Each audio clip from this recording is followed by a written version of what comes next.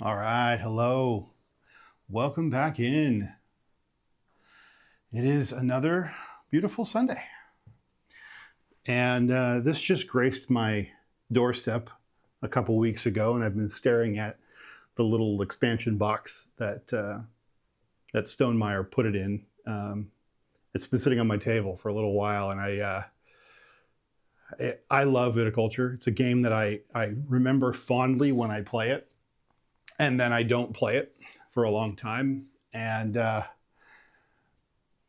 I still remember loving it so much that I don't think I'll ever sell it. I think it's a game for me that will always be on my shelf. There's a lot of good content for it, a lot of good expansions. And this is the latest. This is Bordeaux. And if you see in the top corner or top of the board here, it says Bordeaux. And in fact, I can even kind of take you on a little tour of the board. You've probably seen a bunch of playthroughs for this already, most likely. So I'm not going to belabor the point and spend a lot of time on setup. I am going to have to relearn how to play Viticulture a little bit, so bear with me as I'm kind of re-remembering it. I know that can sometimes be a slog for people who are just looking for the latest and greatest, but I also figure that's not why you watch me. There are people that do run-throughs and playthroughs of games that are very tightly designed and controlled.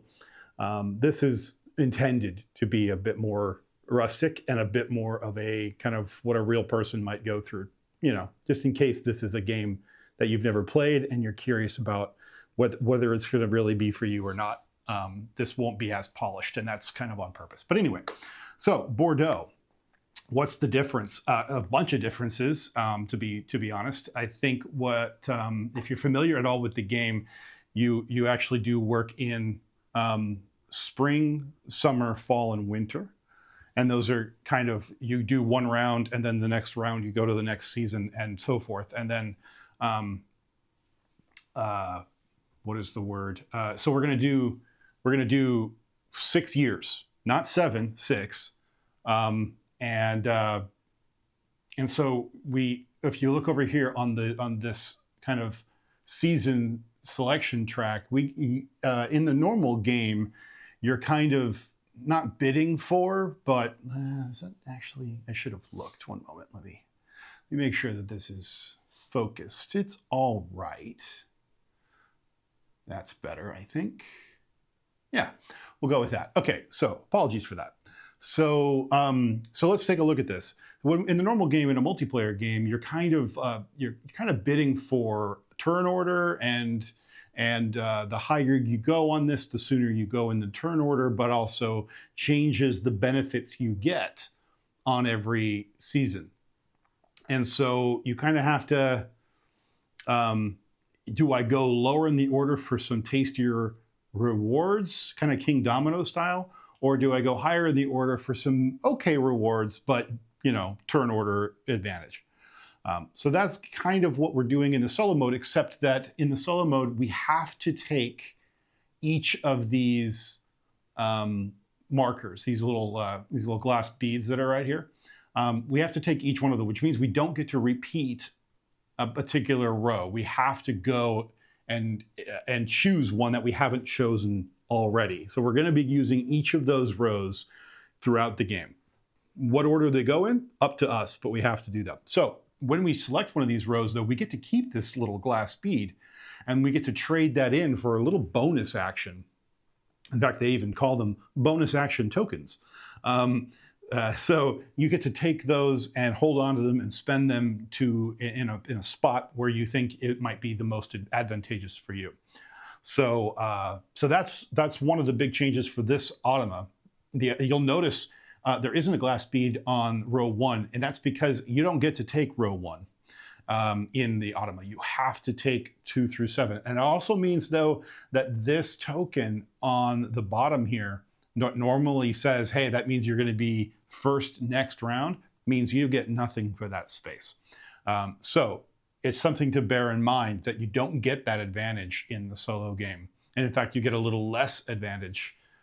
So we have to decide what we want to do. However, you do get in the 7th year, which is the same as previous versions, you do get a little bonus worker when you go to the 7th, when you go 7th. So that's something to consider. But also, you also get to draw any card you want. And I'll talk about why that's important, especially in the way I've got the game set up. This is a good, these two gray kind of draw card symbols can be quite powerful if you use them correctly. And correctly will differ from game to game. I know that on this view, some of the stuff that's on the winter side is not really visible. I'm not going to be using this view most of the time because I've got some seasonal views set up. So I've got this view, which will show you all the actions in spring, and then all the actions in summer, and then in fall, and finally in winter. And winter's a little zoomed out because I included the little gain $1 action space here, just in case I end up having to use it. So we're going to spend most of our time in views that are close up in different regions of the board. If you've never played it before, that's kind of what we're doing. We're going to be going from season to season. You'll notice as I went from these seasons, we'll look at spring, there are now actions, little special benefits that you can get. Let's see, gain any one exposed bonus on the chosen action. I believe that's hire an expert. That's what I think gives us that. I'll have to double check it, but I'm pretty sure what this lets us do is if we go here and hire an expert, I think I'll double check. I could be conflating that with one of the other card types in the game, and I'll double check it before I start playing. But I'm almost certain that this is where you go to start gaining these. And so if we were to pay for one of these and we get one, we put our little cube out here, and this is our color cube. I'm playing orange today, and the Autumn is playing purple.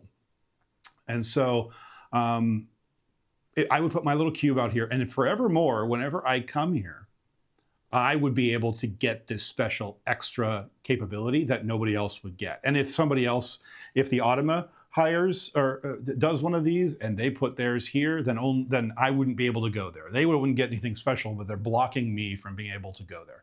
So that's mostly what the Automa is going to be doing, in fact, in the game. They're not going to be spending a lot of time they're not going to be spending a lot of anything getting cards or managing their farm estate or anything to that effect. They're simply there putting workers on the board to block out spaces where you're going to go.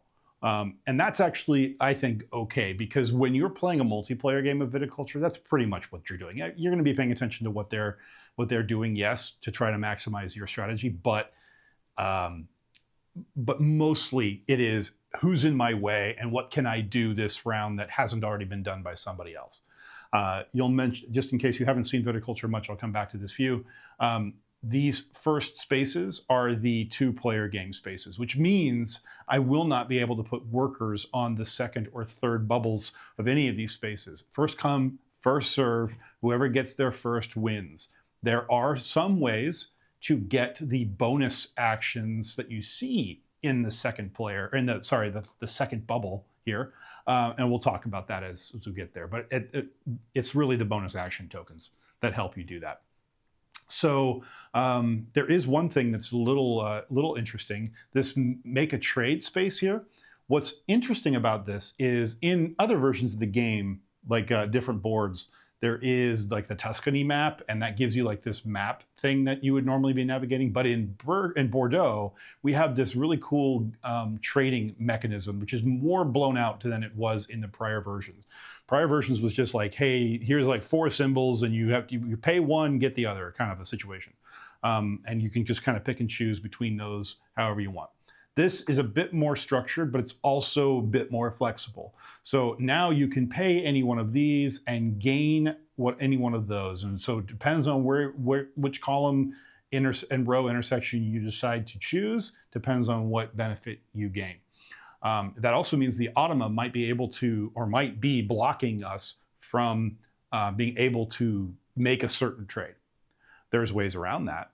And one of those is, for example, this make a trade action right here. The benefit on the bottom right here says before this action, you may remove 1 trade token. So if you are the one to take control of this space That means when you go to make a trade, you will always be able to remove a token that's not maybe blocking what you want to do. So this makes you much stronger in making trades. You can make a trade when pretty much anywhere you want to go at that point. So that's really cool. That's one to look out for. There's a lot of really cool ones, and they're on every season. Every action has its own special ability that you can try to buy into if you can get there first. And that's not even what viticulture is really all about. Viticulture is about making wine, right? So as you can see, a lot of these actions are planting and playing cards and harvesting fields. We do all of that on our player board. So on our player board, this is a really zoomed in view because I wanted you to be able to have good detail when I'm doing things on this board. But this is a zoomed in view of the player board.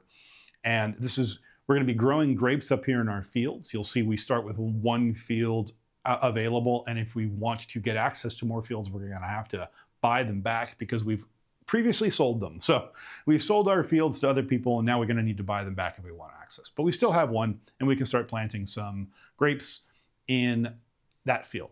And if we want to, we could also start building little buildings, little structures on our estate.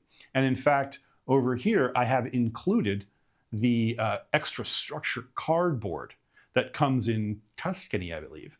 And these are additional cards that we'll be able to play in our estate that give us like special buildings that nobody else has access to. Because the buildings that you see here are buildings that everybody gets access to and can build on their own estates, but those cards are unique to you. So we're going to be growing grapes. We're going to be crushing those grapes in the crush pads down here. And then we're going to eventually start storing our crushed wine in barrels in our cellars. And you'll see at the bottom, you start out with the small cellar, but you can only age wine for so long in a small cellar. If you want to age it even longer or even longer still, you need to upgrade to medium cellar or large cellar, and those cost money. Those are just structures you would also build on your estate. So, of course, the longer you age your wine, the more valuable it is. And so you'll be able to actually achieve the fulfillment of certain orders. Now, orders are interesting. Orders kind of look like that. These are an example of somebody wants a level 4 or higher blush wine and a level 4 or higher red wine. And if I fulfill that order, I will earn 4 reputation. I think that's what that's called. I think that's reputation, which is victory points. And we also would gain, what is the name of that? My terminology is failing me already. I think it's commodities. What is the name of this? No, residual. That's the word I'm looking for. So you gain a residual, and residuals are the amount of money that you earn at the start of every round. So at the start of every year, I think that's how that works. So we would earn our residual 6 times in a given game of Bordeaux, because we're only going to get 6 rounds, 6 years, I should say. So we want to get our residual up high so that every time we get a residual payout, we're getting the maximum amount of money possible. And the higher you go on the residual track, the more victory points you earn as well. So you'll see these little thresholds, and as we cross the residuals thresholds here, we gain victory points just for getting more residuals. So not only are we going to be getting more money every round, we're going to potentially unlock some victory points. This is a low-scoring game. You're not going to see me earn hundreds and hundreds of points in Viticulture. That's not how this game works. In fact, you'll see that the Automa's target here is 34 points. Normally it is 30 points. But because I am playing with the structures and special workers expansions or modules from Tuscany, you increase the target for the Automa to 34 points instead. So the game is harder, but I have more flexibility and more ability to get certain things done. So, so that's the thing to be thinking about. Is like, what's the trade-off? Do you want a game with a lower threshold for victory, or do you want more flexibility and a higher target? So we'll see how well that balances out. I don't expect I'm going to win this game. It's been so long since I've played Tuscany. I'm not optimistic, but we'll see. What what was I going to say? Oh yeah, the game Bordeaux comes with a mode called the progressive mode, I believe it's called, and that puts like thresholds along the way on this chart. And this the target is lower, but it's a keep away situation. I'm not playing with it today because it's extra complexity, and I didn't feel like I wanted the extra pressure of hitting certain thresholds along the way. But basically, if you don't get your victory point marker up to or beyond a certain threshold after each year, I think it is, then the extra points that you would have earned go to the automa instead. So you have to be kind of keeping up with the Joneses, if you will. If you don't hit those thresholds, then the automa earns extra points. But because the automa starts with fewer points, it's really the better you do, the lower their total value, their total points will be at the end of the game, kind of like playing with a human player. So I think that's really, really clever. And if I wanted an extra challenge, if I'd been playing Viticulture a lot, I probably would play with that. And I think I probably will go back to that mode and try it out later because I'm already excited by it. I just don't know what I'm doing anymore with Viticulture. It's been so long. So I figured we might as well, start small. You'll notice I have a deck of cards on the board here. This is the structure deck. I just stuck it on the board because underneath this deck is a picture of a broken down building. And on the cards is a picture of a broken down building. So I said, fine, this is a nice thematic place to put it. That's just to make, I normally would have it off to the side of the board, but it's a thematic place to put it, but it's also because I wanted to keep the board as tight as possible. It's a big board. This is, I don't know if you can, like, hands for scale. This board is big. This board takes, at least long anyway, it takes up a lot of table space. So I figured I don't want the board zoomed out any further than I have to. Let's just stick that deck in the middle. This is the structures deck. This is that optional one from Tuscany. So I think we can go ahead and get started. I need to think about planting grapes. I need to think about orders, and I need to think about people visiting my estate, and I need to think about beating the automa to certain work locations and certain tasks if I can. The trick is the automa goes first, so I can't always beat them. I gotta have to work around them more accurately. So there's a little bit of a final setup that I wanted to do on camera because it is kind of a decision space that you're going to get into as you start to play. So I'm going to just finish some of that up right now. So the first choice we have to make to finish up our setup before we get started is I need to draw 4 structure cards and keep 2 of them. So these are the structures we're going to be able to build in our game. And we can draw more, but this is what we start with. These do count towards your hand. So I have to be careful because I don't want to just clutter them up. I think we have a hand size of 7, if memory serves. And if we get to the end of a year, I believe, it's a year, and we have more than 7, then we have to discard down. So we have to be careful with that. But we can have more until then. So we can push our luck a little bit. So in our hand, we're going to be able to keep 2 of these. So let's figure out how we want to go about this. There's only one that costs $3. That's the aqueduct. The other 3 cost 2. So it's more around what strategy do we want to take here. And the silo, interesting. The silo and the storehouse. The storehouse says age wine in really tiny print. And this says draw a green card. Green cards are vine cards. That's for growing grapes. So that's cool. And I believe we get to do this as a residual. That's what that kind of tells me. So if I had the storehouse building built, my wine would age at the end of every year automatically. That's really cool. Likewise, I'd be able to draw one new vine card at the end or beginning, either way, of, it looks like it's the end, um, at the end of every year. Really cool. Harvest Machine says, when you harvest a field, you may harvest all of your fields instead. That's super powerful. Ignore the structure requirements to plant vines. Ooh. Let me show you what I'm talking about when I say that. Up here, the 2 vine cards that got drawn randomly at the start when I was setting up the game are Pinot and Chardonnay. Pinot requires the trellis to be built. It is that you can see that by the little trellis token icon in the upper left corner. And if you don't have that trellis, you simply can't plant this. Chardonnay requires 2 different buildings, the trellis and irrigation.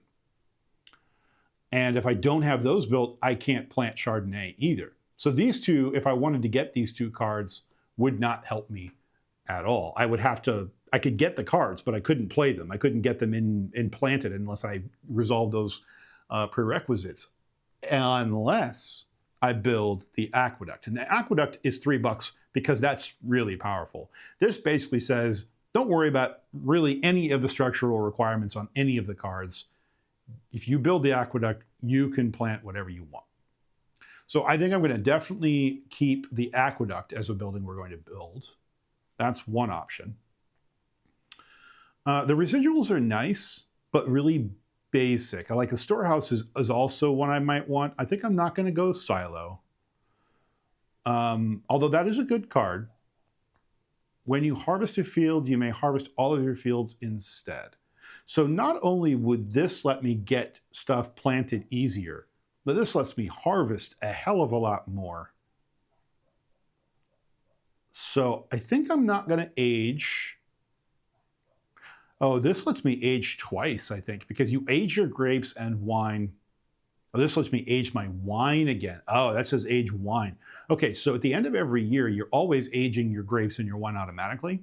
This lets me age my wine again, I think. I'll double check it when I read the rules, but if I were to get this. That's cool. But because I'm already aging for free, I think I can work around not having an extra aging. These 2, I feel like, are the winners. The other 2, I'm discounting that a little bit, and I shouldn't. But we're gonna stick with that, and we're gonna see how we get on. We'll put those off to the side for the moment. Now, over here is where we're gonna be playing a lot of our cards, and you'll notice I have 2 decks of cards here. If you're not familiar with Viticulture, you start out with a Mama and a Papa card, and this and I love the art. I think it's very elegant. It's kind of both sides of a locket. To kind of show that this is a familial business. This is a dynastic business that you are building. This is something that you have control. Your family has owned this land for generations. And so you inherit some amount of something when you start the game from your parents. You're not starting from zero. You have some amount of starting resources. So let's look at what we get when we... let's see. I think there's no rules in the book, if I recall, in the Bordeaux book that modify how many of these cards you get drawn. So let's look at the Viticulture book. This, by the way, suffers from the too many rule books problem, as I talked about before. I've got now 4. One of them is the Automa book, but still, got 4 rule books here. I really, really, really want a combined essential rulebook. That would be ideal. I say essential because the Stonemaier Games nomenclature is Essential Edition, essentially their corrected version. They've gone through and done a correction pass, and they re-released the game as an Essential Edition. I would consider this to be a consolidated Essential Edition rule book, which would be wonderful if they would do that. But as it is, let's take a look. Yeah, we're going to use the advanced variant, which says some groups of people might prefer to let each player draw 2 mamas and 2 papas and then choose one of each. Let's do that. So I like the flexibility from doing that because I'm not familiar with this game enough to really go crazy, so I'd like to have choice. I'm going to set these over here. And I'll set these over here. Okay, and let's see what we have cooking. And I'll move my view so you can see. Okay, so what I've done is I've taken our choices here and just kind of stuck them on the board so you can kind of get them up close and personal. So over here, all these cards really do is say, these are the starting resources you have. Some of them give you a choice. Like Papa Morton here. You start with an extra worker. You start with a grande worker, I should say. That's what this one is. And over here, you start with 2 regular workers. That's why I have these out, because most of the time that's going to be the case. I haven't looked through the deck, but I'm pretty certain that you're always going to start out with those 3 workers. We'll talk about the grande worker, but it is what you think. It's just extra powerful. And then there's just a choice between, do you want to have the trellis or 2 extra bucks? Well, because we have the aqueduct card that we know we're going to build, we might just want the extra money because we don't care about the trellis, because aqueduct's going to let us ignore the trellis. So we'll take the money and help us build that trellis a little faster. That's one option. Or Papa Morton says 1 victory point or 3 bucks. Do you get a leg up? You start with a victory point if you go with Papa Morton, or 3 bucks. I think we're going to go Papa Morton for the extra cash. So that's one choice. Now, let's look at the mama side. Mama side is 2 more bucks, or we can start with a winter visitor card. I like that. It would be nice to start with a total of, what would that be, $9? That's pretty good. But having the extra cards so we can target that a little bit better would be good.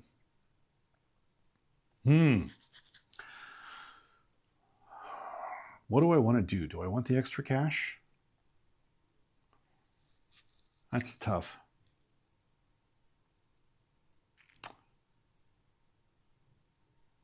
No, I think I'm going to go with my first instinct. I think we're going to take the extra blue card. See what we get from that. Okay, so this is our starting resources. We have the workers we need already. I kind of expected that would be the case. I'll move these cards off to the side. Don't need them anymore. Now, how do we want to go about this? Let's get our money together first. So 7 bucks. Come over here. And by the way, the game, one of the things you can buy for this game is the metal tokens, which of course I have done because this is a forever game for me. I'll probably never sell it. But, you know, like I said before, it's funny that I say that. I never play this game, and I should. I love it. And maybe Bordeaux will make me love it more, or we get it to the table more. I don't know. But so what we've now done is we've taken our 2, 4, 5, 6, 7 bucks. Okay, so we got our money, we got our workers. The only thing left to do is our cards. So we draw a yellow card, and I'll talk about that. We draw a purple card, and I think I can draft the ones that are out there, but I won't because I don't know for certain if you're allowed to draft those. I know I could draw a card off the top, so I will. I think you're supposed to leave those there and get them during the actions of the game. So there we go. I've drawn our 3 cards. So we've got our money, we've got our workers, so we can get rid of these cards now. Our parents are Mama Margot and Papa Morton. So there you go. That's the family that we started out with. Okay, let's see what we got. We got the organizer. Move your season marker to an empty row on the wake-up chart, take the bonus, then pass to the next season. Huh. I don't know that I care about that. I don't even know how I would do that with the Automa. I kind of feel like that card shouldn't be part of the playing with the Automa, because I think it kind of breaks the Automa system. But I don't know. I'll put it off to the side. We'll think about it. Okay. Oh, all right. Looks like we might be wanting to make a bunch of white wine. Well, not a bunch, really. It's looking for 1 level 5 white wine. Okay. 2 victory points and an extra residual. Might be a quick way to make some cash. That's great. Okay. And then our winter visitor is the trader. Discard exactly 3 cards to draw 3 cards and gain $2. That might be nice to have in case we get some bad draw here. So let's see, do I have these in frame? I do, okay. So this is the Automa deck and all of the Automa's pieces. These are the Automa's workers and this is the Automa deck. We'll talk about how the deck works as I take the first turn. So there's our starting cards, our starting money, Automa's over there. I'm gonna put my hand cards over here with the Automa. And then, in fact, I'm gonna move I'll just start stacking cards because it doesn't even matter for now. This is all the cards that I have in my hand. I have 5 cards in my hand. And then over here, I've only got my money. I don't have any cards in play. So this will be this area here will be where I put my cards once I have built them. And if we zoom out, this is kind of what we're looking at. So there we go. Automa cards, hand cards, played cards, estate, game board. Okay. All right. So I think we've finished our setup. Let's just double check, make sure I didn't miss anything. Oh no, special workers. I haven't covered them. Let me just quickly show you. These were drawn semi-randomly. And these are people that I can gain when I train workers in the game. And these will be different every time you play with the special workers. They just give you extra benefits. For this game, we're playing with the Alchemist and the Builder. I don't have them yet, but I can go get them. And the Alchemist says, when you place the Alchemist, you may change 1 white grape token on your crush pad to a red grape token of equal or lesser value, or vice versa. Builder, when using the Builder to build a structure on a build 1 structure action, or visitor or card action, pay $2 less per structure. Now that's interesting, but I don't care about structures because of the aqueduct. So maybe I don't go after that worker because of that. I do care about some structures. I shouldn't be too flippant about that. That, for example, if we look down here, and I know I'm supposed to be starting the game, but like just quickly, there are some buildings in here that are not about wine production or planting grapes.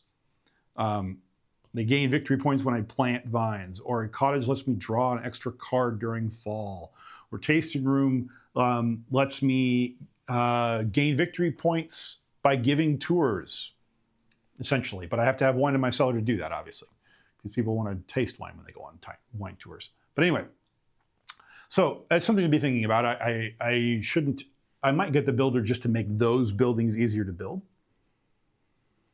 So yeah, that's really the only other thing to cover. Bordeaux.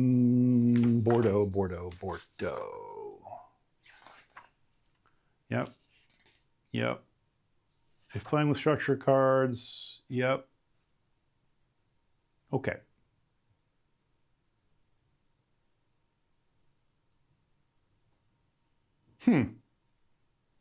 That's interesting. Oh, this is when you're playing with multiplayer. The Automa says you actually get 2 cards. That's what the problem is. Okay. Remove all visitor cards that only give you a benefit if another player takes action. No, don't have that problem yet. If you're playing with structures of special workers from Tuscany, 34, remove those people, draw 4. Got it. Okay, cool. All right. We'll talk about using the bonus actions as we go. Now, our first thing we do on our turn, any turn, is our wake up. Which row do we want to wake up on here? Wake up chart. Starting player holding the first player token, that's me. Moving clockwise, each player places his or her rooster on an unoccupied wake-up row. The number represents how early the player wants his or her workers to wake up in the coming year. 1 is the earliest time, and 7 is the latest. For workers, the later the better. The vineyard owner, perhaps not. That's funny. Okay, so with the Automa, though, do I do that first, or does it go first?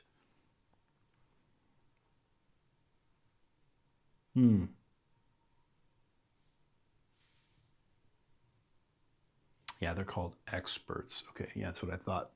Boop, boop, boop, boop, boop. Oh, okay. At the beginning of the game where you are to place workers, first draw a card. Okay, so when I'm placing workers. Got it. Place your rooster token as usual, except that you may only place it on spaces where there's glass token. Got it. Okay. All right, cool. All right. So first things first, where do we want to start?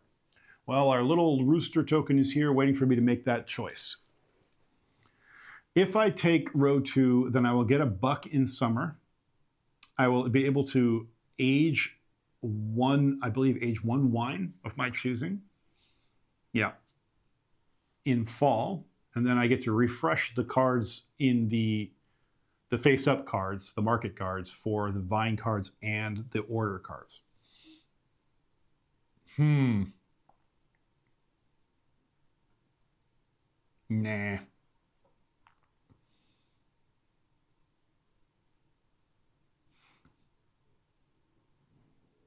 Do I want an extra worker in the first round? Maybe.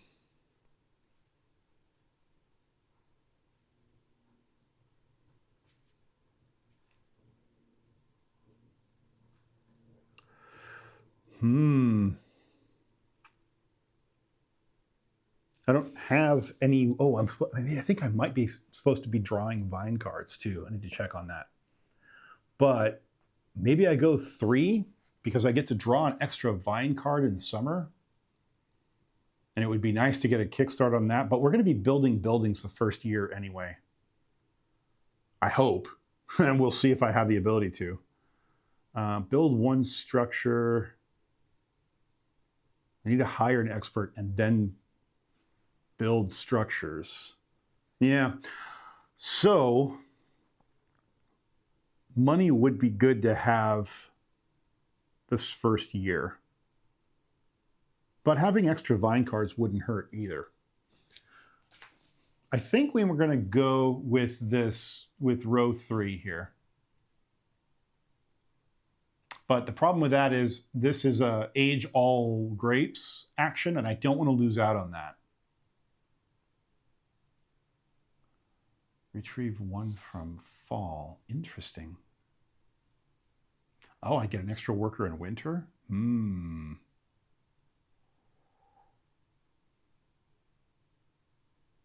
Okay, do I want that?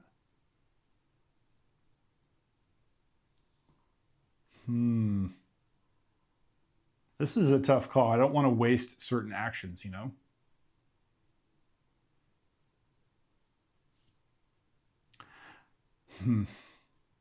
Maybe I just go with 5. Draw some cards. Get a buck in winter. Seems like I'm not going to waste an action doing that. So let me just double, triple check that I am supposed to start out with vine cards. Yep, first player, that, vineyard mat, yep.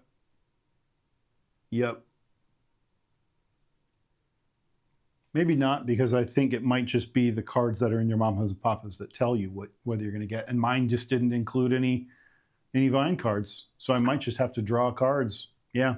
All right. So we're going to go with action 5 here, and so I'm going to take that token. That's going to come over to me. I'm going to put it with my money, and that's a bonus action token for later. And now, what happens is we draw the Automa card. And so this deck has been shuffled, and here is its first thing. Now, when we draw this, what we're looking for is there a row on this card of the color that matches the season? Of course, it's always going to be in order, so the top most rows are going to be for the earlier seasons. In this case, the earliest season is summer, and we're in spring right now. So it's actually not going to do anything this round. It's not going to put a single worker out this round. So I get lucky. I get free reign of spring. I only have 3 workers, by the way, for the entire year. So I have to be careful. I can't just go willy-nilly and burn 3 workers right here, or I'll have nothing to do the rest of the year. I think we're going to go ahead and hire an expert.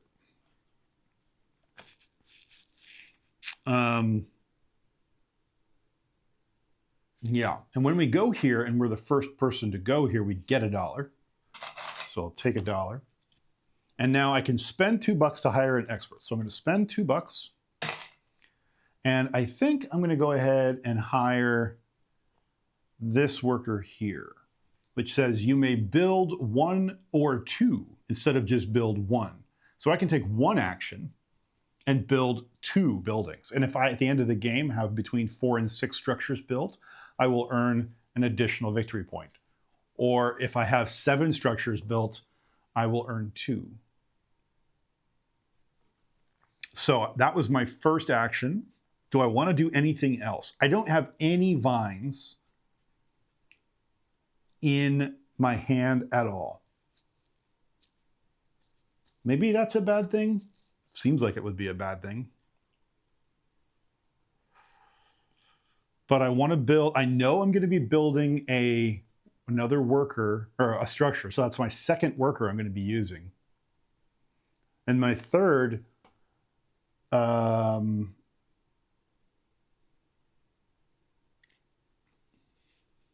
probably going to want to use to train my first worker if I have money. I may not have enough money because I'm going to build for 5. So right now I only have 1 spare buck, and I may not have enough money to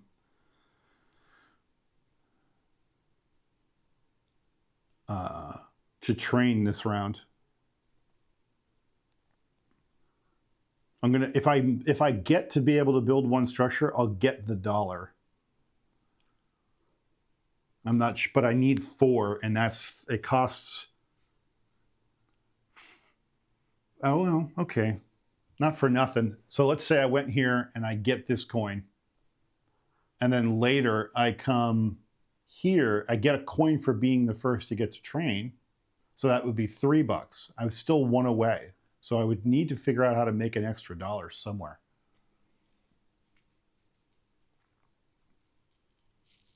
Yeah, I don't know. I don't know if I'm going to have the money.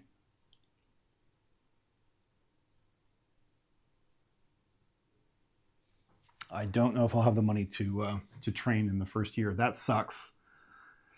That sucks. But I may not even have the choice. The Ottoman may block me from that anyway.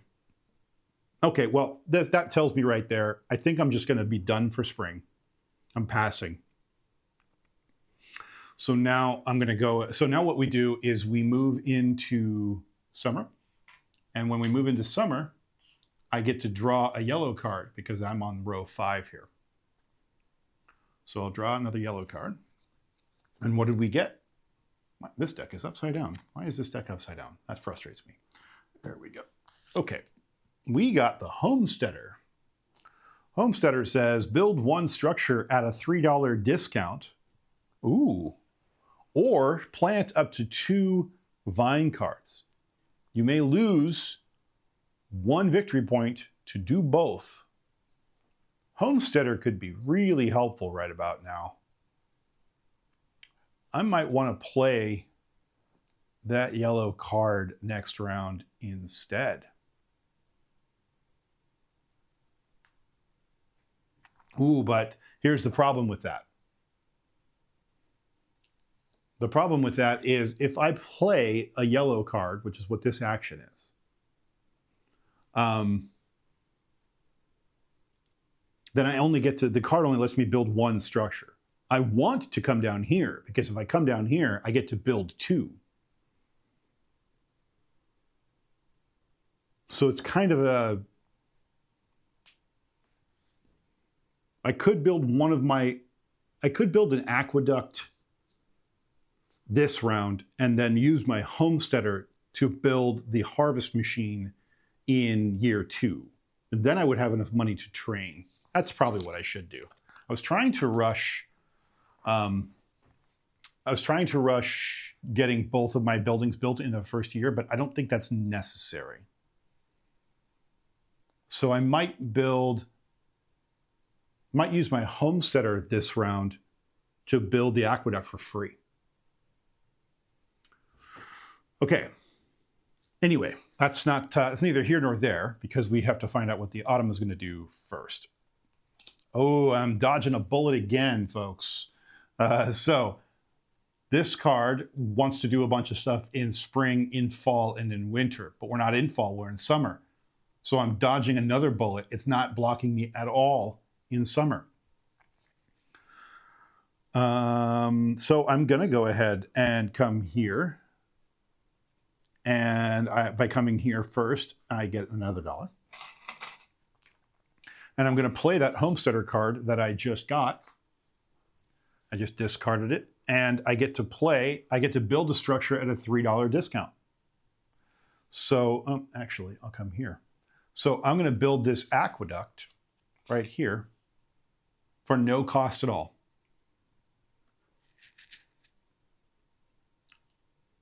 That's fantastic. Okay, that's not the button I wanted to push. That's the button I wanted to push. I don't think I'm going to play again this round. I only have one worker. And I want to train if I can. So I think I'm passing. Training, by the way, is how you gain extra workers in the game. So I want to do more every round or every year. And the only way I do that is to train. So I've got to get an extra worker. Yeah. So that's it for me in summer. In fall, he's going to do something. He's going to take the draw card action, and it refreshes the purple orders cards. Okay. So his first worker's on the board, and he's eaten up this space, and these orders are gone. Go ahead and discard those up there.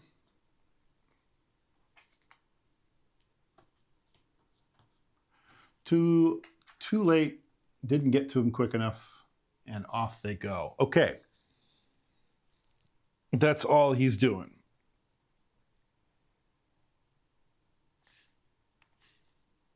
I'm skipping this round. I'm not doing anything in fall. I need to save my last worker. So we move on. And he does do something in winter. He's going to go to play a card. Ooh, dodged a bullet. Sweet. He's going to block play a winter visitor. I don't have the workers to play a winter visitor anyway.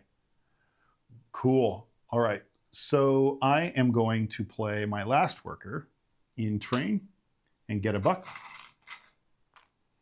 And I'm going to spend $4 to train. Now, I'm going to take a minute to understand how I can use train. Because with the special workers, I just need to make sure that I don't mess up. Special workers, gameplay. When training a worker, you now have the option to pay one additional dollar or lira to train one available special worker instead.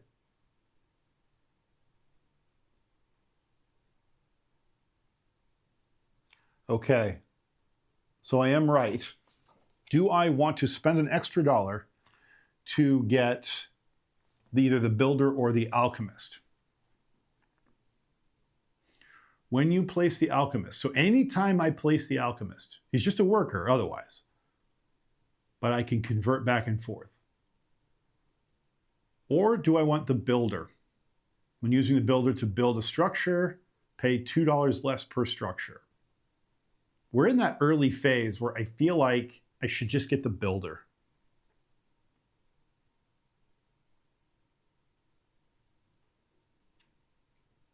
We're still in that forming stage. I don't even have anything built yet, so I can use the alchemist in a future year. So that's what I'll do.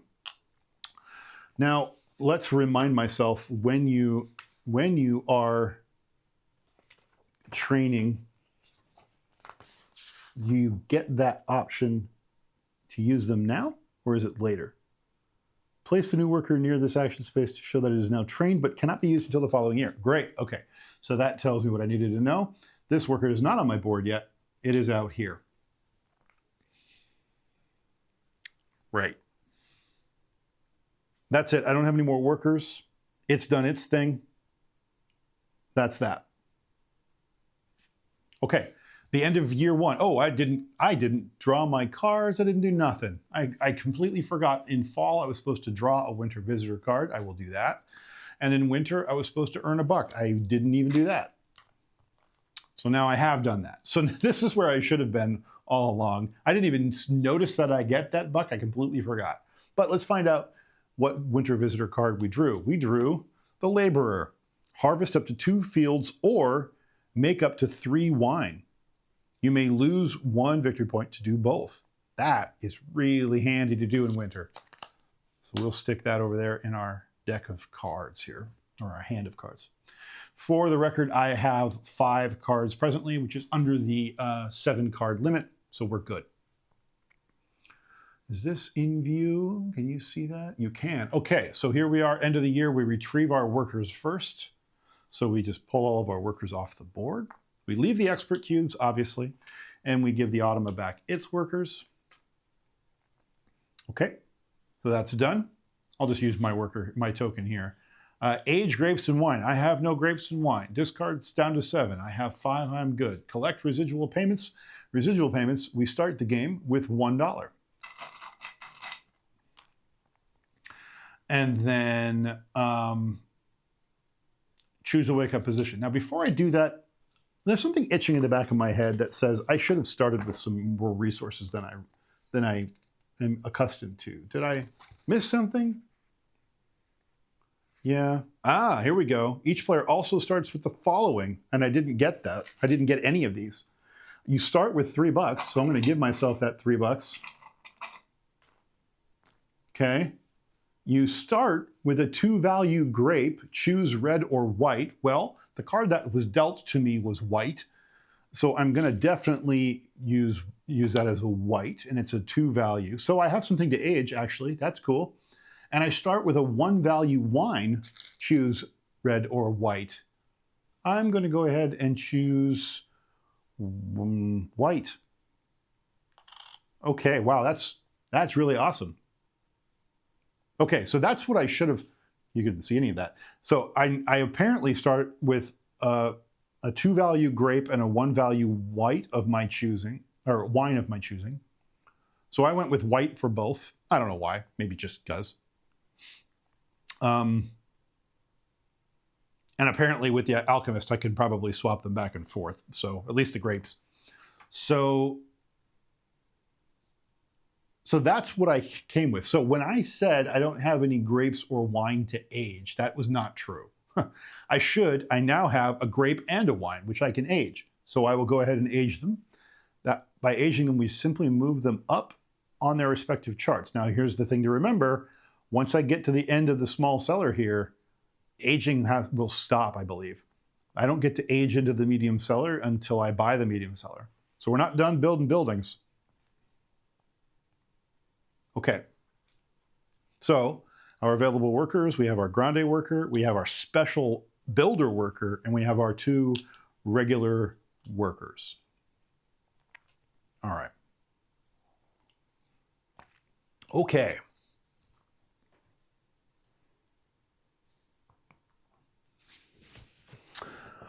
All right. Now we choose which row we want this round. We got our 1 building built.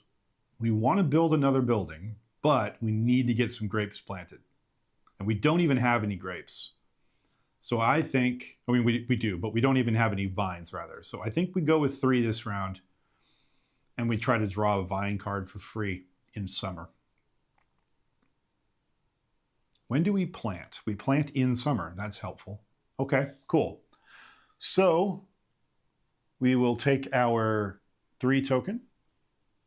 And as a reminder, I don't get to reuse rows I've already used. I can only use new rows every time. Any row that has a bonus action token on it still. So this is our first round. In spring, nothing happens. And now we find out if the automa is going to get in my way this spring. We get lucky again, folks. No actions in spring. Or there would be green rows on there, and there are not. So, what do we want to do in spring? We could draw some vine cards. I could hire another expert.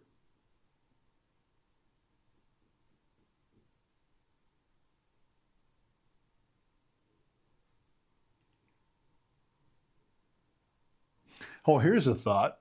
Let's look at training a worker over here.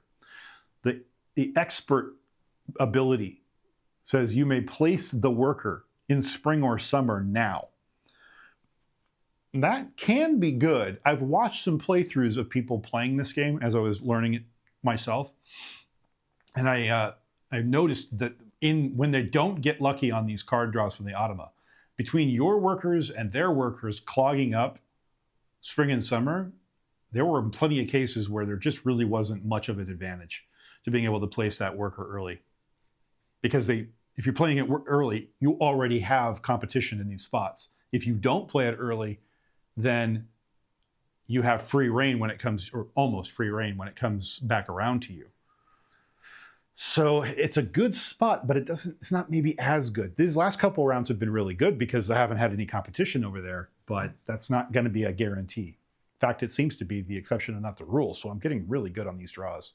Anyway, do I want to hire an expert and maybe get some ability to use that worker? If so, I should try to hire that worker. I think I'm going to.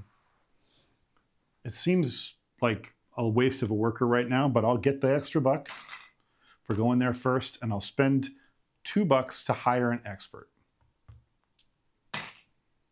And I will go ahead and hire this. I'm going to try it. I'm going to try it and see if I can't take advantage of it. We'll see what happens. So there we go. I only have 4 expert cubes, so I won't be able to do this forever. But while I'm not being competed with for this space, I might as well take advantage of it. Okay, let's think about the year for a moment. We want to build a structure. So we're going to be spending a worker somewhere over here to build a structure. It would be lovely to plant a vine.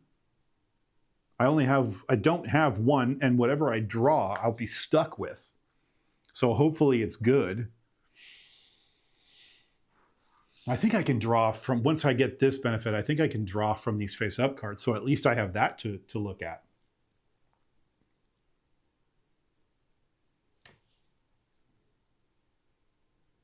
Chardonnay is looking interesting. My point is, I can plant 2 cards. If I come to plant and I'm the first one to plant, then I get to plant twice, one here and one here. So if I don't have 2, I give up on that second plant, which seems like a waste. So I'm compelled. I feel like I should draw vine cards and then come down here to plant 2 cards.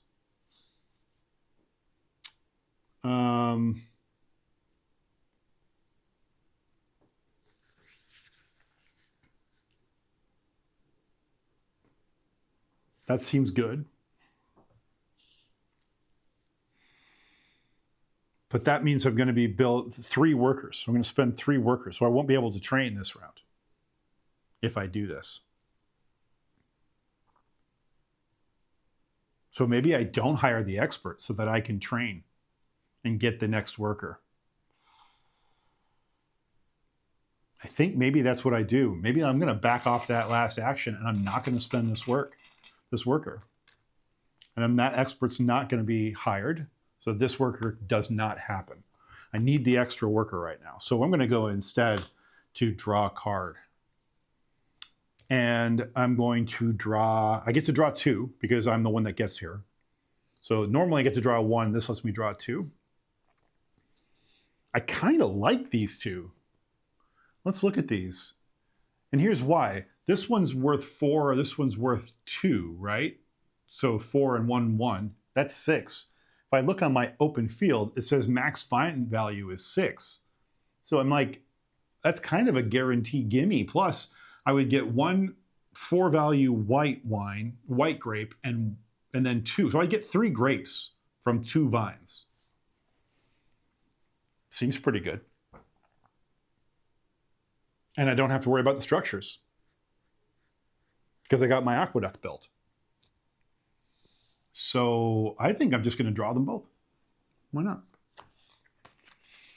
Now, technically speaking, you're supposed to draw 1 and then refill. So I'm going to do that. I'm going to draw the Chardonnay first because I know I want that. And I'm going to refill because technically I get a choice here. Ooh, now that's interesting. Here's the problem. I can't plant the Cab Sav. Not right away. But I also don't want that card necessarily to go away because I'd get 1 4-value red grape every time I harvest that. But in order to get that, I'm going to have to buy another field.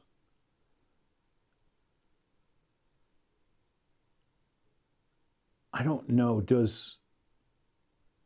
I think buying a field is considered a structure? Is that right? I would imagine so.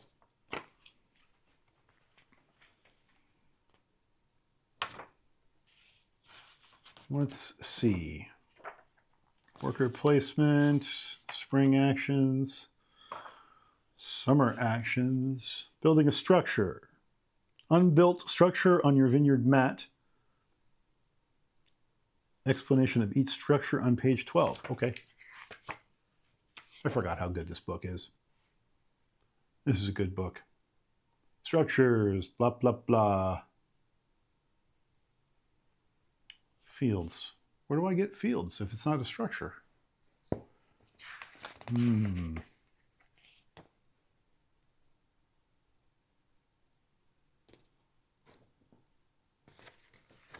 Harvesting fields.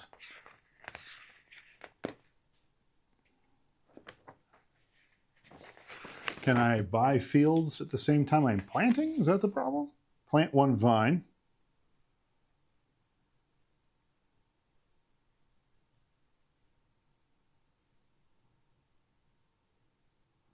Vines are planted by placing vine cards in an empty field or stacking vine cards on another vine. Once the vine has been planted, it stays in the field the rest of the game.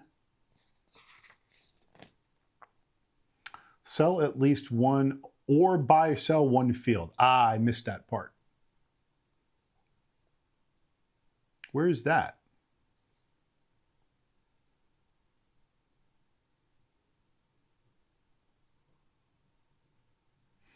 Buy or harvest 1.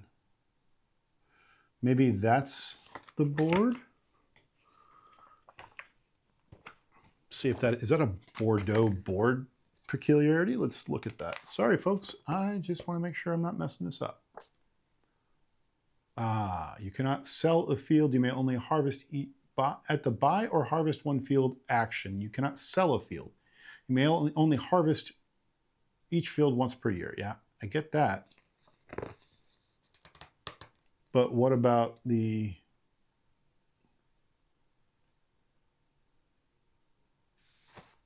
Oh, well, it has the field symbol on it. Okay, let's look closely at this. This is where I go. Buy or harvest 1 field.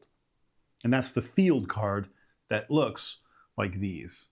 So that's what that is. So if I wanted to get these fields bought, I would have to come here to this action. Okay, so that still goes back to what second card do I want? That's not the right one. That's the right one. I'll get the Pinot because I can plant it right away, and I don't have the workers to buy that second field yet. So we'll go ahead and refill it, and it comes out to be a Syrah. Okay. I drew 2 vine cards. I know I'm at max hand size, but I don't have to worry about that until the end of the year. Right, I am not going to do anything else this season. So we're gonna move on to summer. Oh, that's not what I wanted to do. Whoa.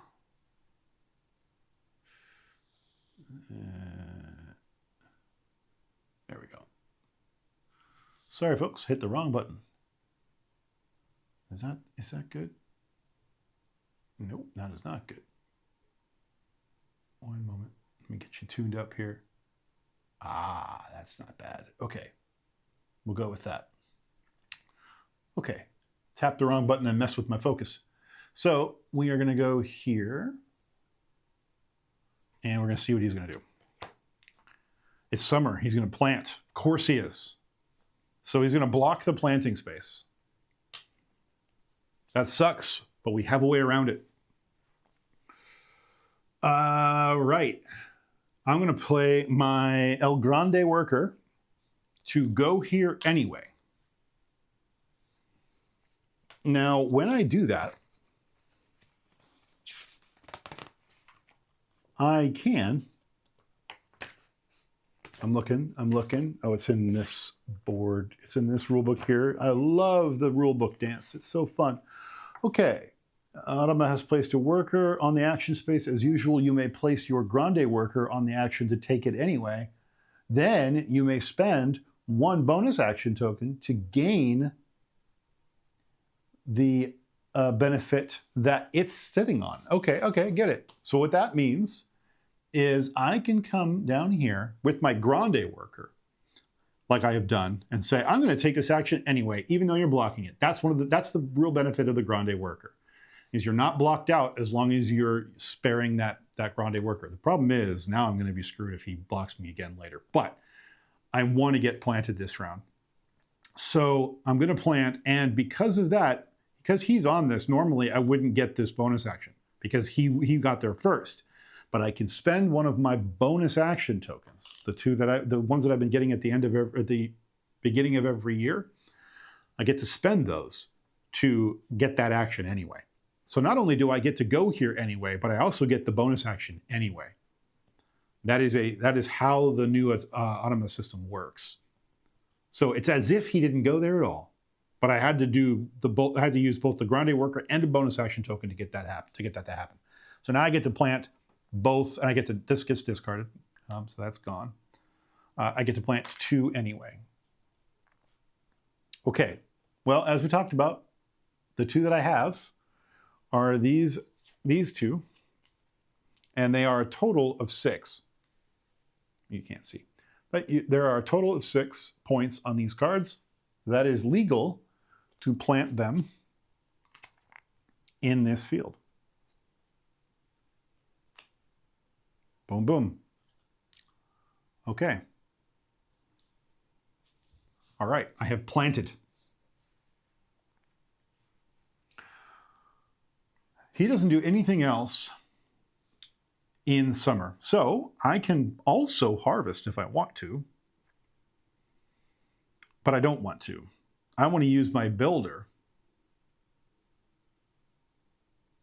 to build a structure. I'm going to get $1. I get to build 1 structure. Actually, no, I get to build 1 or 2 structures if I want to. So maybe I do. Maybe I build 2. We know we want to build this harvest machine. And the builder says I get to, when using the builder to build a structure, pay $2 less per structure. Per structure? Sick. Okay, so I get to build this harvest machine for free. Doesn't cost me anything because it costs 2 normally. So now I've got that done. That's great. And I can now build a second structure. What do I want to build? Well, I can't build any more cards unless I spend an action to destroy one, which why would I do that? I like both of those. Instead, I'm going to come over here and look at my player board and decide where I might want to build. I can't buy a field. That's a different action. I don't need to build a trellis. I don't need to build irrigation. I could build a cellar if we want to age the wine. It's probably not a bad idea.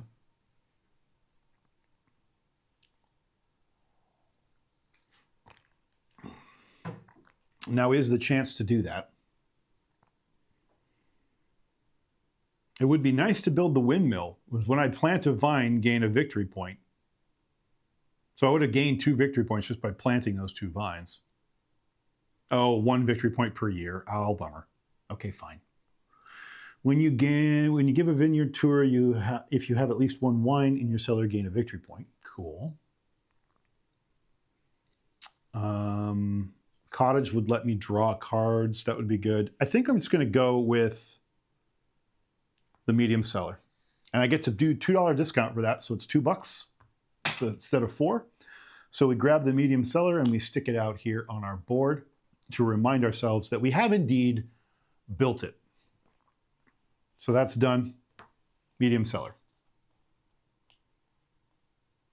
Yeah. So now we can age this grape into the medium cellar. Age the wine, rather. Okay, that only cost me $2 to build 2 buildings because I have the builder worker. That's fantastic.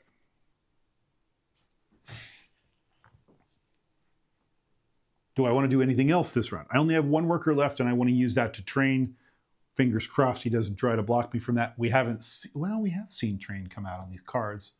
Maybe we get lucky. I don't know. Oh, but I didn't do anything in summer. I didn't do something in summer I should have done. I always forget. In summer, on this row, I get to draw a vine card. Well, do I want the face-up Cab Sav now? I think I do. I'm going to take that fat Cab Sav.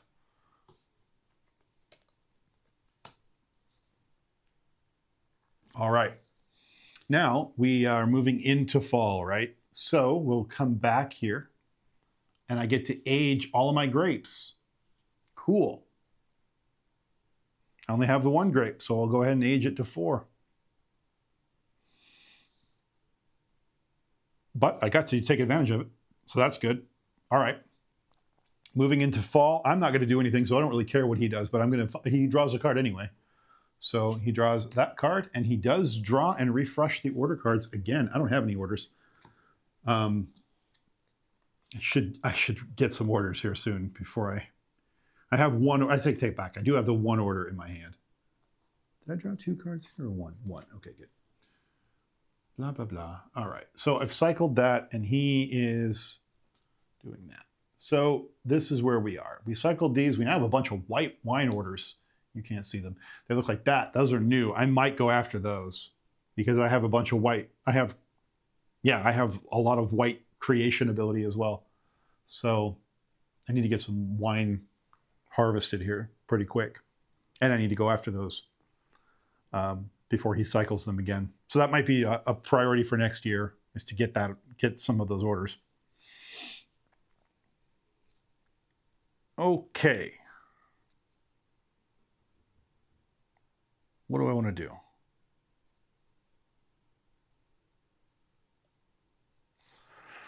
I'm doing nothing. He doesn't do anything else, so we move on.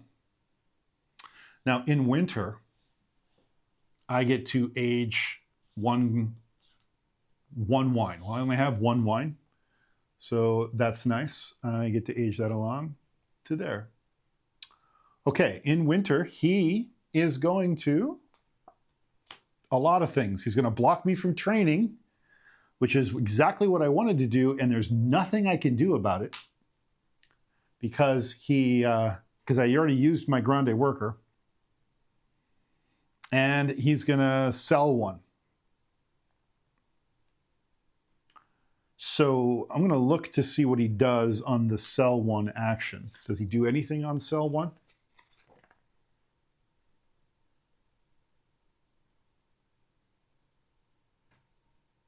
Make 1 trade, automa actions, automa card worker placement. Yeah.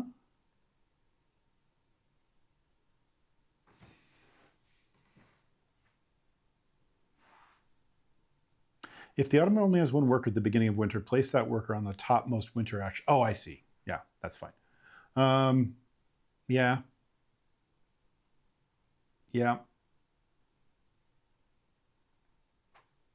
Make one trade. Oh, that's what he's hiring. I see. Hire an expert. I see. Okay, yeah. So he's not doing anything with the sell one. He's just blocking me. Well, that sucks. All right. Well, now I don't know what I'm going to do.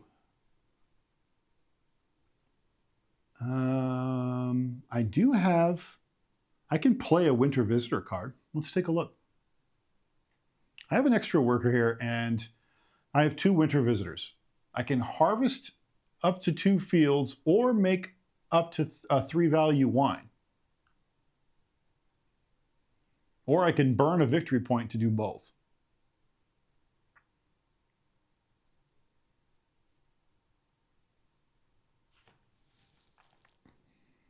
I might harvest a field with that. It would be nice to harvest them all, but I don't have to worry about that because Harvest Machine lets me harvest them all. And I think I might go ahead and make a 3 value grape too. It'll set me back, but it will be nice to catch up a little bit. So, okay, so since we can't train, which is really, really hurting me right now, hurts my heart. I wanted that extra worker really bad.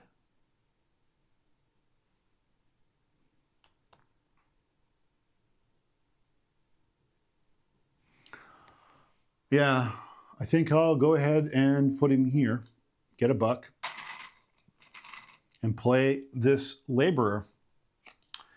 Harvest up to 2 fields and make up to 3 value wine. Okay, so we're going to harvest. This is the first time I've done a harvest or a wine make in Viticulture this game, and it's been, like I said, a minute since I've played. So I'm just going to make sure I don't mess this up. Summer actions, summer action structure, winter actions. Here we go. Okay, turn grapes on the crush pad into wine. Page 1415. Harvesting fields. Yes, okay. To harvest a field, add the total value of all red grape icons on the vine to create 1 red grape token. Oh, that's cool.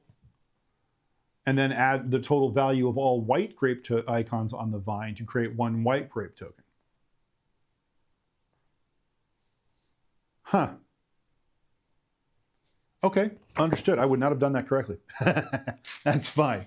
So what that says is I would make 1 red wine grape, 1 red grape for 1, and 1 white grape for 5. When there is a conflict, let's say I had already aged that to 5, you go lower, not higher. So in this case, I didn't lose any value, which is really good. Okay. And now it says I could make 1 wine of value 3. Players may make wine by converting grapes on their crush pads into wine tokens. Low value red wine can be created when a player owns only a small cellar, but the cellar must be upgraded to create blush. Yeah, we know. Okay.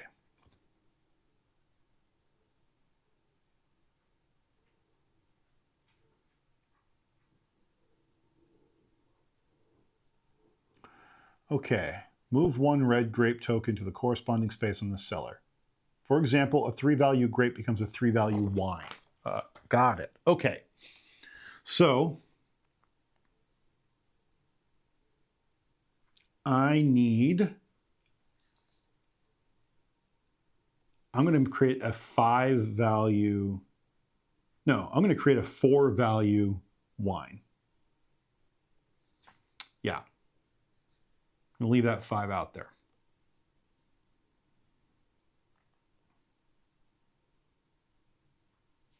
Am I? Yeah, I am. Yeah. Okay. And I lose a victory point for doing both. So I'll go backwards 1. Going the wrong direction, but that's all right. All right, that is the end of the year. So we come back here and we collect all of our workers. And he has a worker. I have my workers. I didn't get a chance to gain any workers because he stole the train action out from underneath me. But I really wanted to get planted, and I'm glad I did. Okay. Got our workers back. Now we age our grapes and wine. So everything goes up one.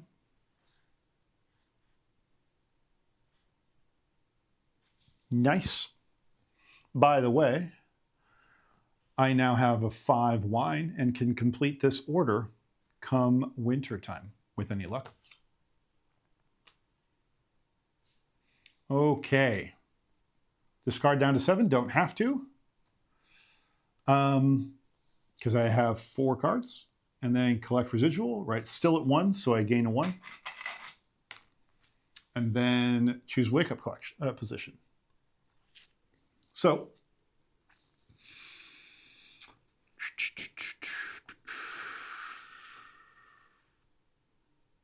I could gain an order and age my wine and get another yellow card. Those are useful.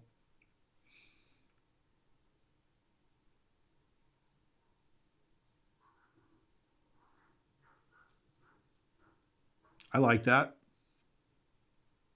I like that a lot. Okay, let's go with it.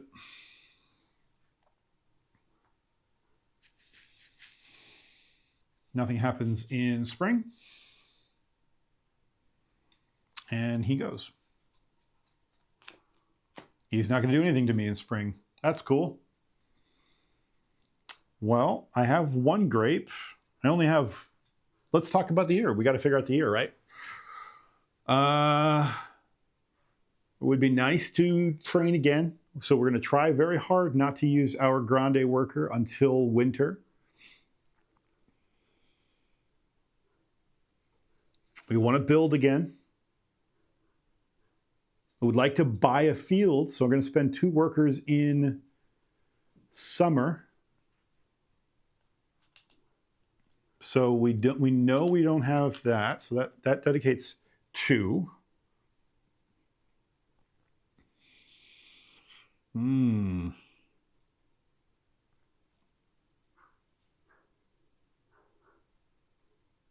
We can also plant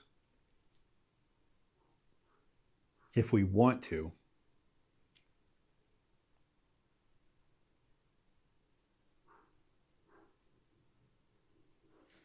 We should, but that's only going to leave me... Oh, well, hold on. So what if we spent 3 workers ideally in summer? We'll see if he gets in front of me, but if he does, we'll work it out. But what if we spend 3 workers in summer? That would mean not drawing a green card at all, not hiring an expert. That's a gamble that he's not going to get in my way 3 out of 4 times. Ooh, that's a lot. What's our priority in summer? Buying a field and planting? Would be nice to build some structures, but it's not necessary. I don't know. That large cellar needs to get built.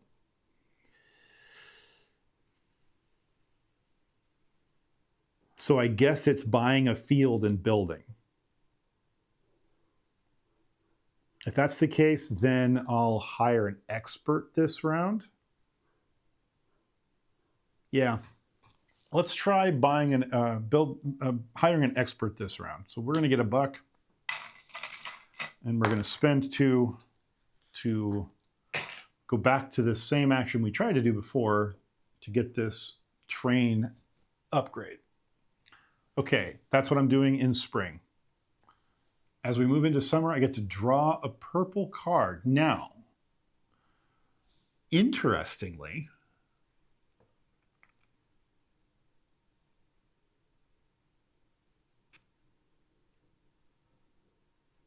I like this. I like that a lot. Let's try that. Wine for days. Okay, we got that, and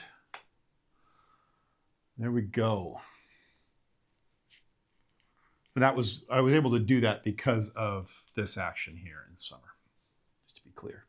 Okay, now let's find out how badly he gets in my way. A lot. He is going to get in my way by blocking the play card spot, which is fine, but build one structure. So he's not going to let me build my my large cellar this round. And I'm going to have to let him block me because I need to train.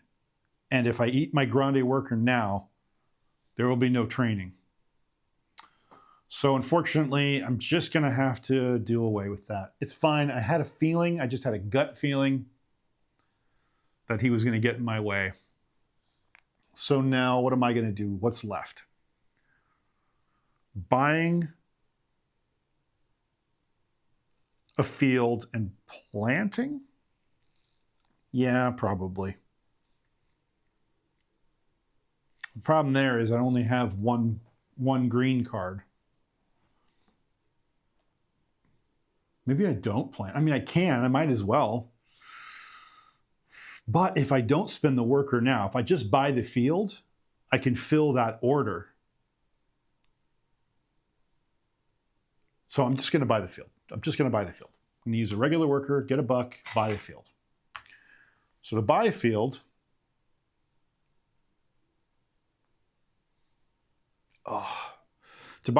we look at the prices of the fields. The higher the price of the field, the more we can put on it, I think.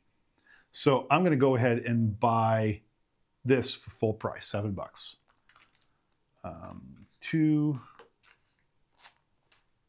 1, 2, 3, 4, 5, 6, 7. Okay.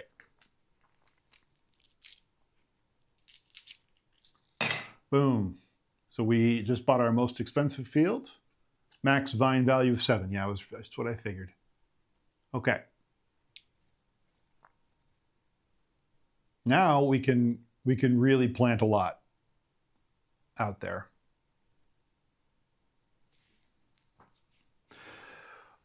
All right.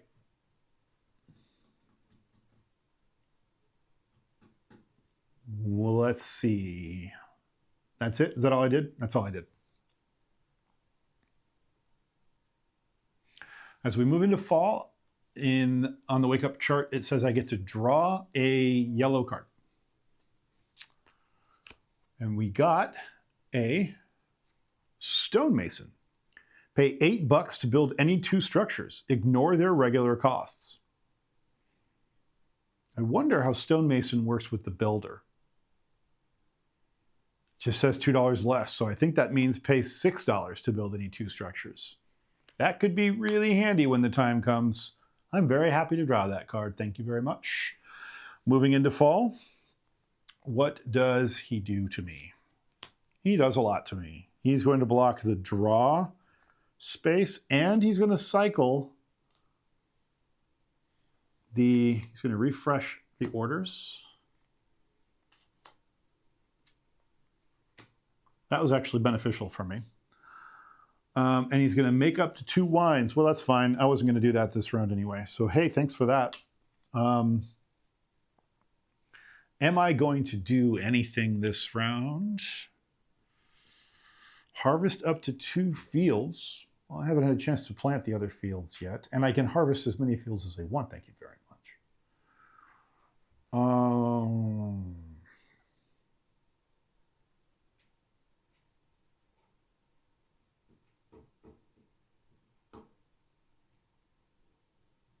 Take any action. Well, I forgot about that.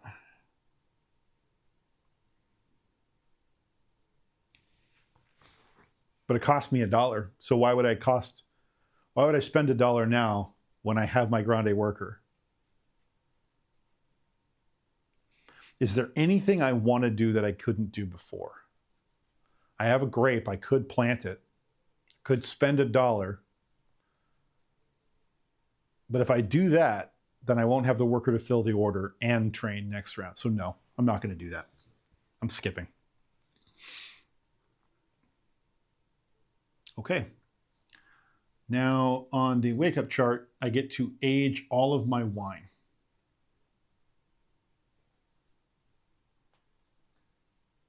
Okay.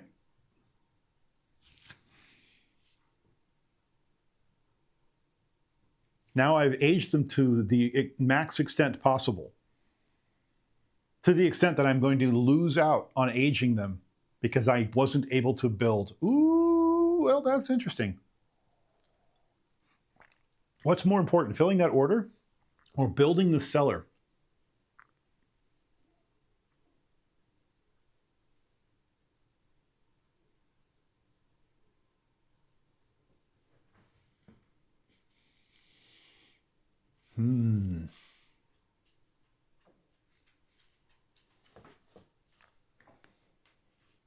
I think building the cellar. Why lose out on aging it? So, with that in mind,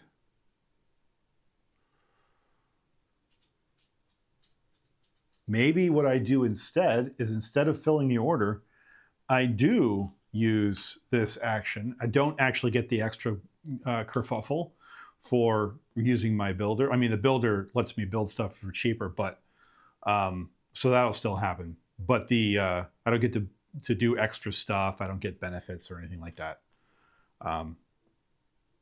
Because it specifically says build one structure action or a visitor card action. What does it say? I just want to make sure I'm not wrong. I don't want to mess that up if I can help it. Let's see. Expert benefits. For take any action, choose any other action on the board. Any season, take it without placing a worker. Do not gain the action space bonus, but you may use the expert. Okay, good. That's what I was hunting for. All right, so there's the answer.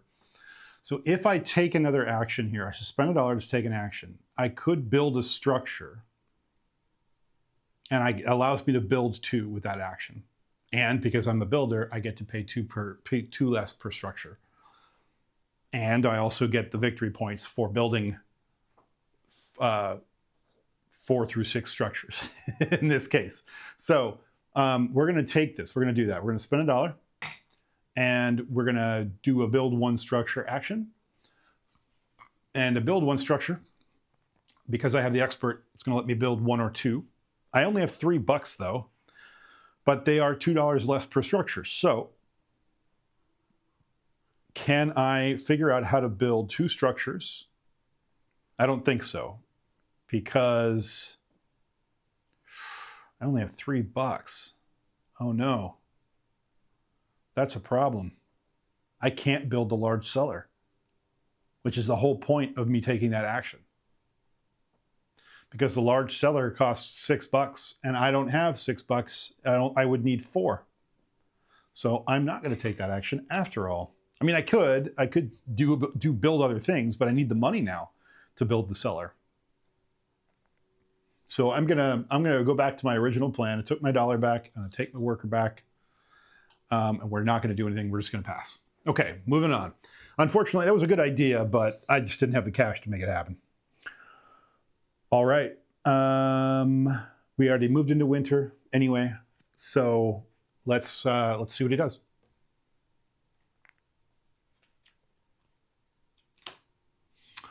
He is going to play a card, which is fine. I wasn't planning on doing that. So cool. Thanks for standing in my way, bud. All right, winter time. Now it's my turn. And I ended up having my grande worker for no reason, but I don't know. He's been getting in my way a lot. So we're going to trade and we're going to fill. We're going to deal with each of those in turn. Let's go ahead and train. We get $1. That's good. We need that to build our cellar. Although we know it isn't, because we're going to spend $4 to train a worker. So bye-bye $4. We'll have to figure that out in a moment. So $4, and I can place my new worker right now, and maybe I do. I could make a trade. I could trade 2 cards for $3. Maybe I make a trade. I actually can make 2 trades, apparently.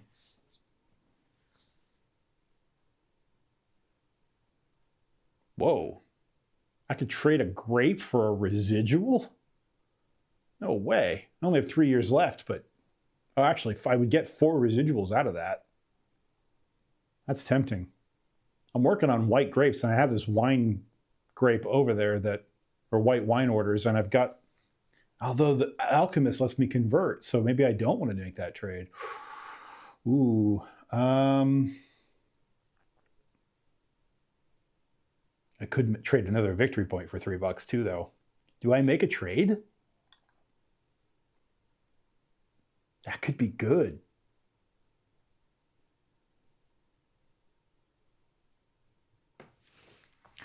So before I get all excited, do I get the bonus action for doing this?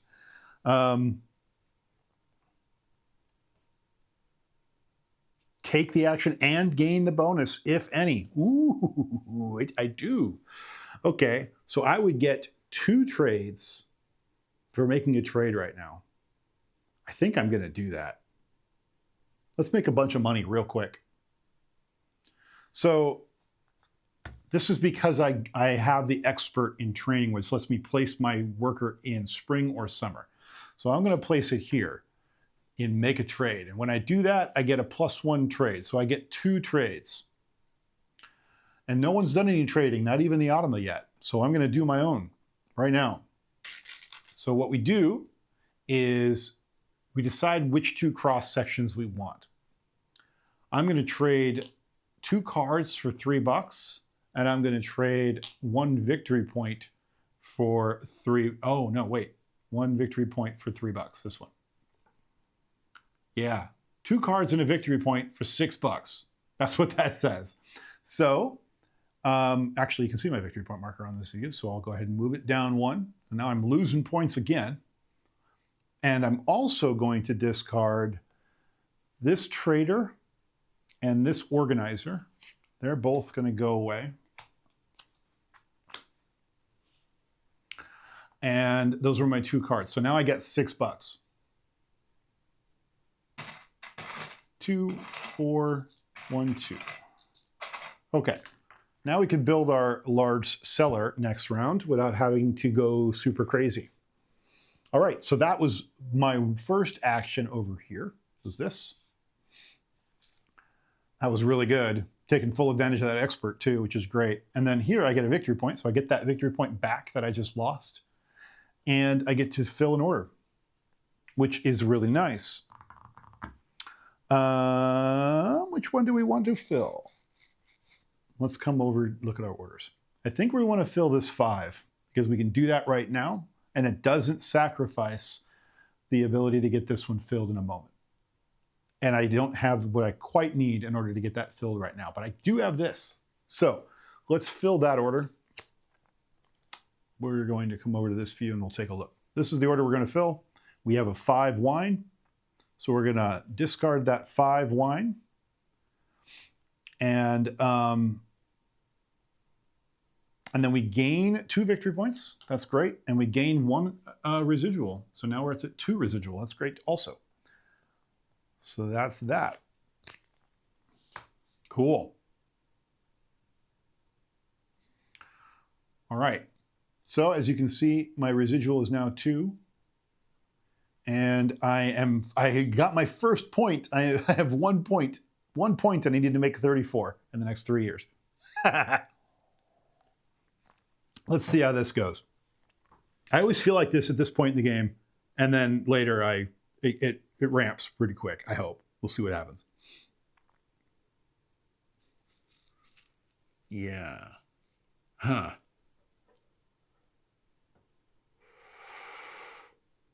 Well,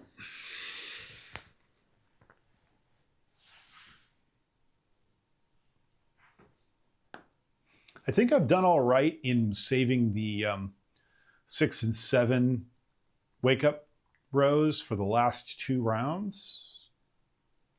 They seem really nice and powerful, and I could use the extra help then, so we'll see. We'll see how it goes. But I think that's the end of year 3. So we take this and we retrieve our workers. Okay, workers coming back. By the way, I now have 5 workers.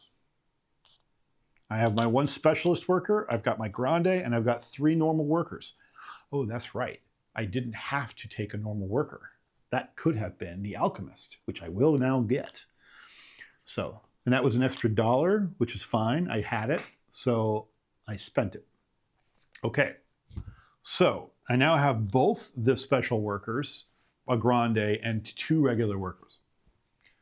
Looks like that. Okay. All right, cool. So now we move on to aging grapes and wine. So we can't age this to a 7 because we didn't get our large cellar built. That really hurts. I need to get this to a 7.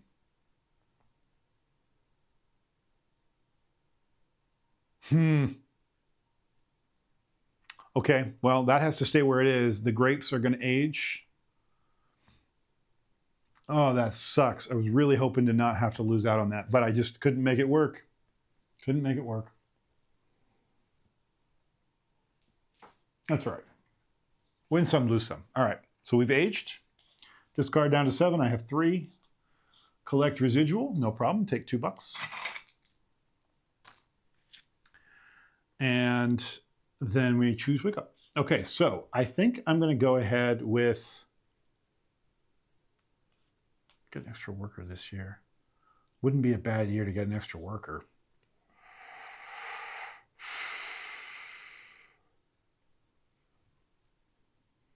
Because let's talk about that. This year, we want to draw more grapes. We want to plant. We want to harvest. We want to fill an order. We'd love to fill an order. We need to build that damn cellar. We've got a lot going on here. An extra worker is probably the way to go. We're going to take row 7.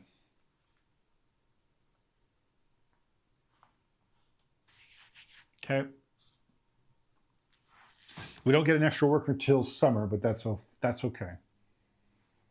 We don't need it for this first round. What do we want to do? Doesn't matter. We have to figure out what he's going to do first. He is going to make a trade. Hey, finally going to make a trade.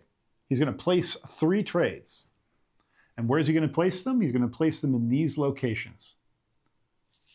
Too bad, so sad. I've already got one here. He blocked me here and here though. So let's get those on the board.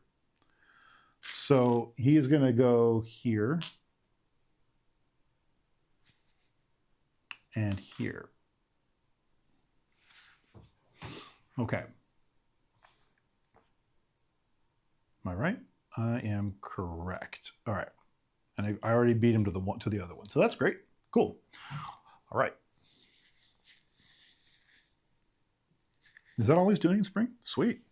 But he did block a worker there, so his workers are still out. That's not good. Let's get those pulled off.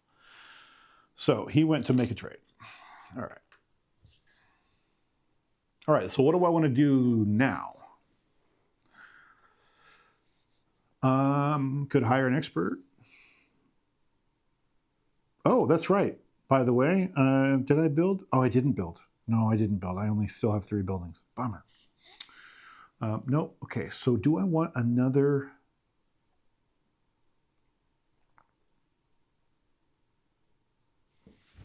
If I harvest a field, I gain a residual. That seems pretty good if I have that.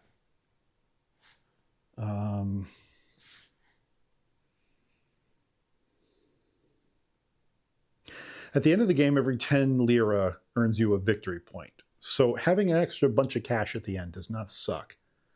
So having Gaining the residuals right now wouldn't be the worst thing. Still get 3 of those bumps. And every time I harvest, I'd gain more residual.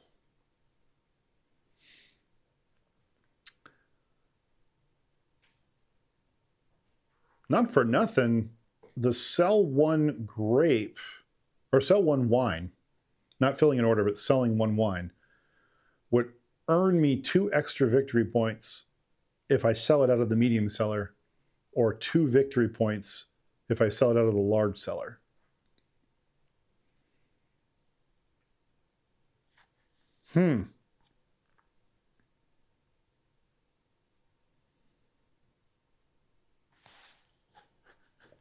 Selling one also lets you draw any card you want. So that's really good.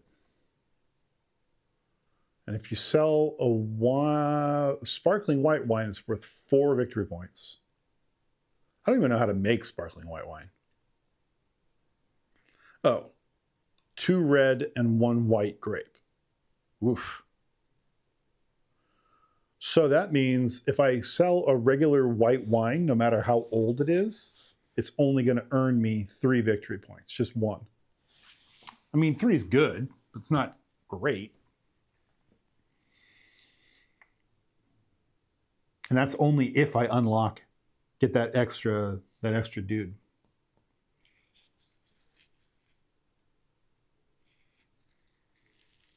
The expert. What other experts do I want? Let's take a look. These are interesting. If I draw, this is only when I get to take these actions on. I almost never take these actions. Gain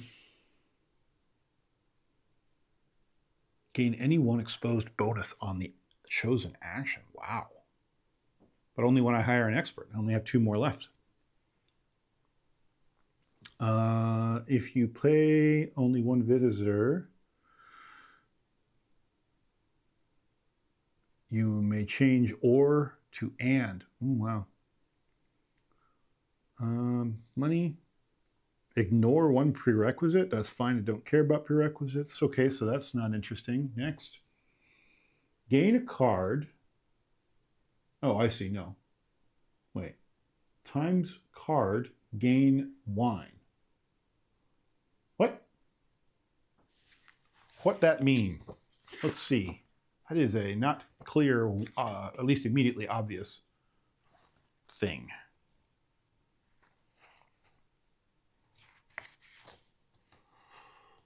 Winter? No, this is fall. Expert benefits. This is drawing.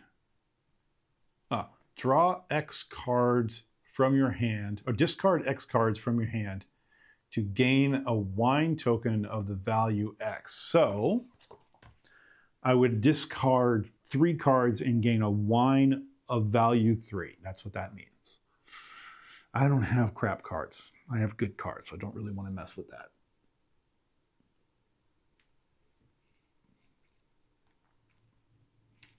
Gain a different exposed bonus here per field harvested. Ooh. Harvest up to 2 fields.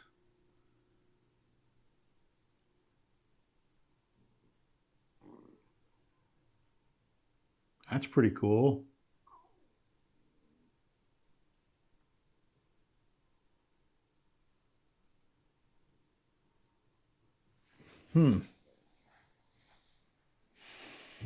I feel like so far gaining the residual might be better. Let's see, you may combine same color grapes. If you do, 1 victory point. Huh.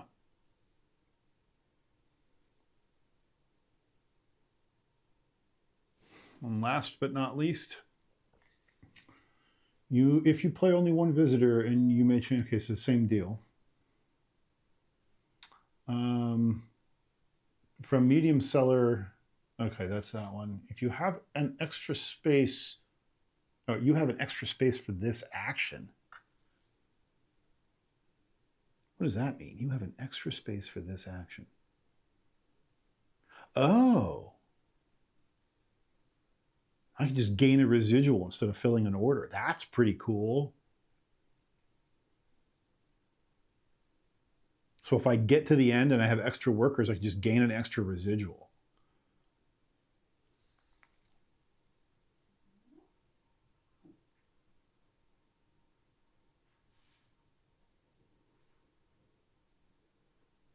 But I think I might do that for my fourth, if it's still around. Instead, what I'm going to do is I am going to take my first action in spring to hire an expert. I gain $1, and then I spend 2 to hire the expert. And I'm going to go ahead and hire this one to gain a residual whenever I harvest.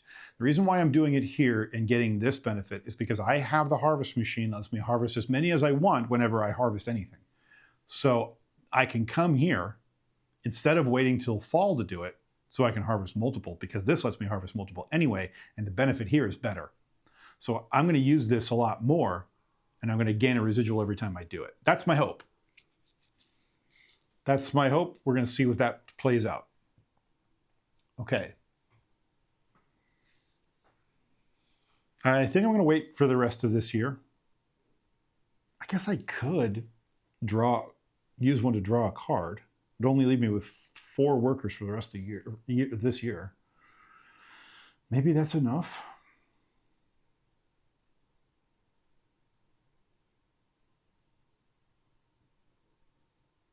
I could draw some, yeah, I feel like I maybe should do that.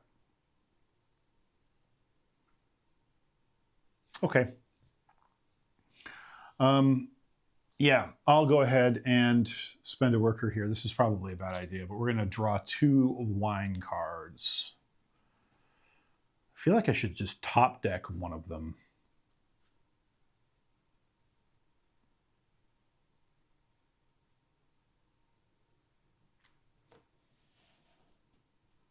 Yeah, we're going to top deck one, and we get a white. Okay.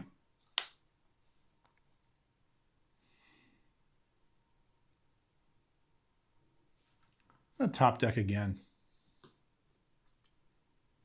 Ooh, a 3 Merlot. That's actually kind of perfect. Not quite. Yeah, well, it's a max value of 7, so I could do that, actually. That could work. All right, so here's what I was going for. I was trying to figure out where to get, you can't really see there. I'll come this way instead since I have the room. I was trying to figure out how to get 7 on this field, and I just did it. I'm going to be able to plant these 2, the Cab Sav and the Merlot, for a total of 7.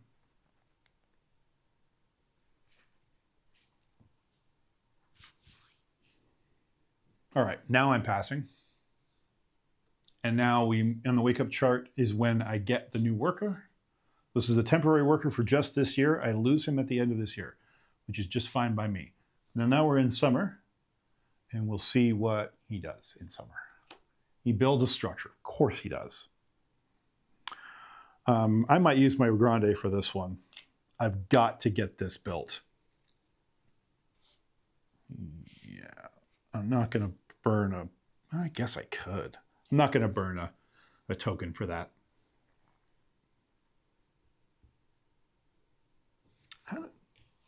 Just want to understand this a moment.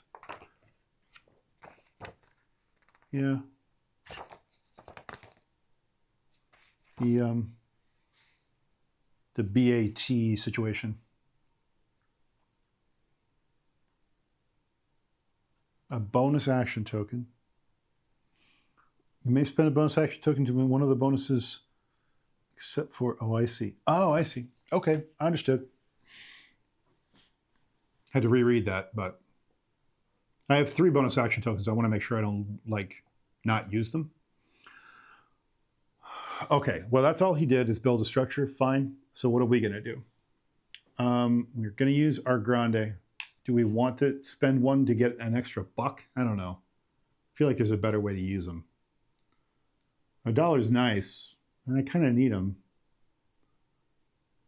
Yeah, maybe. Yeah, okay, we'll burn 1.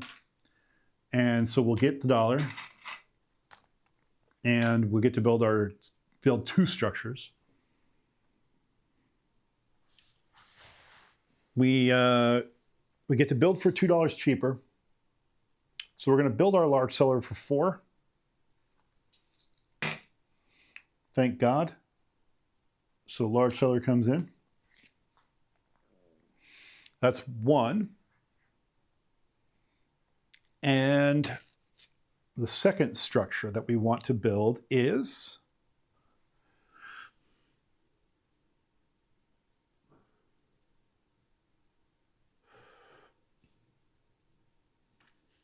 if we do a tour, we gain $2, $3 if we're the one to do it. And if we build the tasting room, we don't have the money to build a tasting room. Oh, that's not technically true. We do. Oh, no, we want to build the windmill for $3. Yeah. Let's build the windmill, finally. Okay, $3 instead of 5 because of our builder. Wait. I can't use my builder.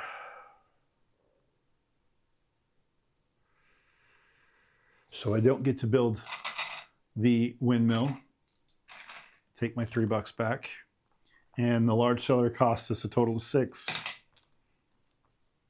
So if I want to build something else, I could, but I couldn't build the windmill. Nothing else is really worth building except for maybe the yoke, but I'm going to save my $2. But it doesn't matter which worker I use. I still get the expert 4 to 6 structures, which I now have. I have the 2 structure cards built, and I have both cellars built. That's 4. I now earn a victory point. Okay. I would have been able to get all of those discounts if I had used my builder, but I had to get that cellar built. It was what it was. I'll figure out money later.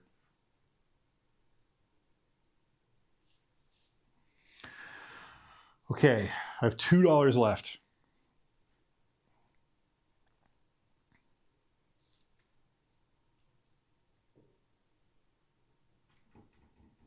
I think I need to harvest.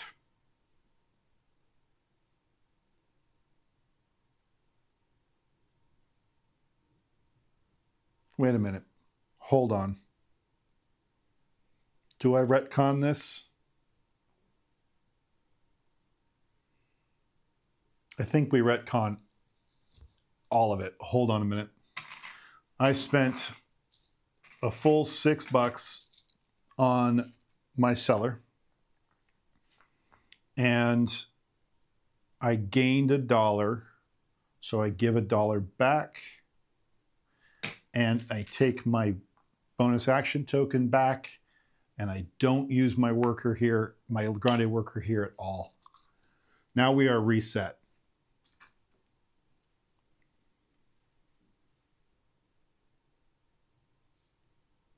Yeah.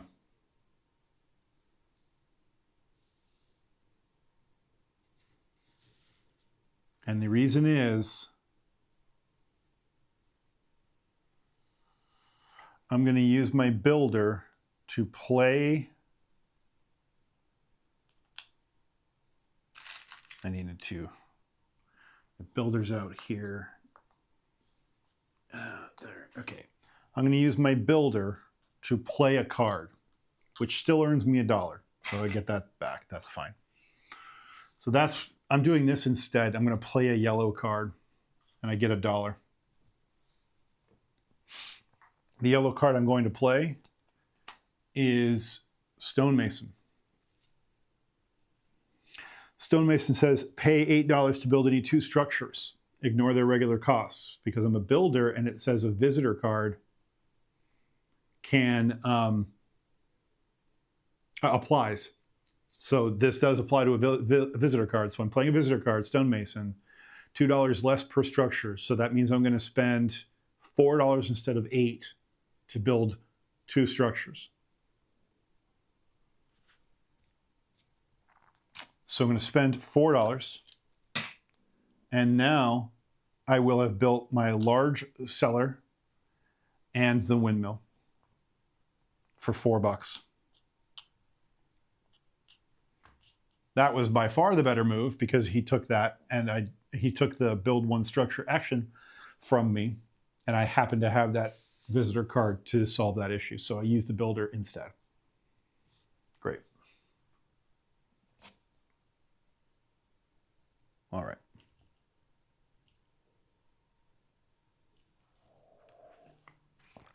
Nice workaround. And we ended up with $4 left instead, which is great. Okay. Sorry for the retcon, but that was just a dumb move that I missed, and it was right there in front of me, so it was the time to fix it. Now, do I want to harvest? I think I do.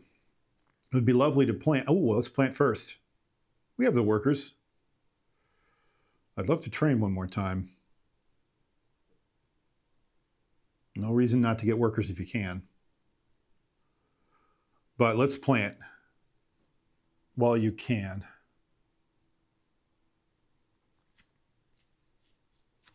I'll use our handy dandy single worker here to plant. So we're going to plant twice because we took the plant action. We have two vines that we can plant. So we're going to plant our 2 red grapes in this 7 field. Great.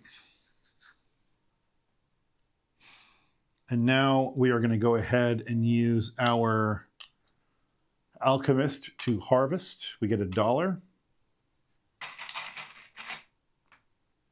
And I get to harvest because I have the harvest machine. Because of this card, I get to harvest. When you harvest a field, you may harvest all of your fields instead.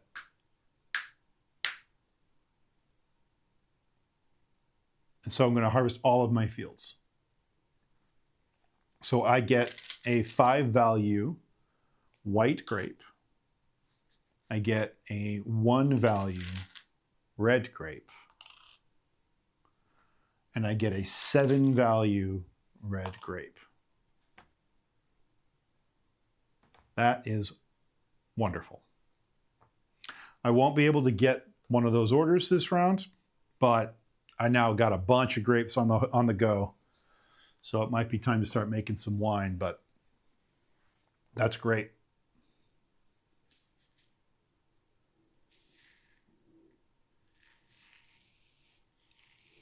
And in fact, I think I need to make wine next round.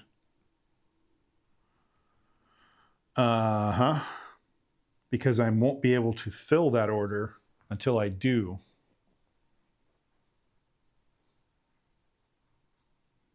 I can wait, though. I can wait until next year.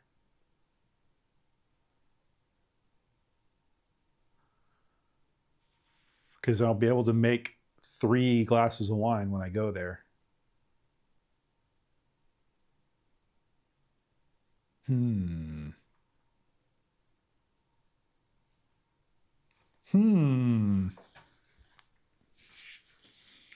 only have the 1 order, and I can't fulfill it this year anyway. That's the thing I'm getting at. Although, I could harvest again, and that would let me age my grapes. But it wouldn't let me age my wine. Well, that's not true.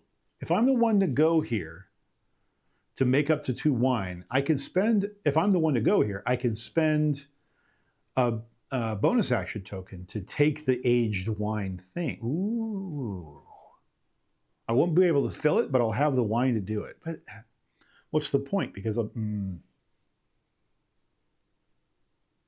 oh, that's the point. The point is I need to have made the wine before I can age the wine, which I'll age at the end of the year. So,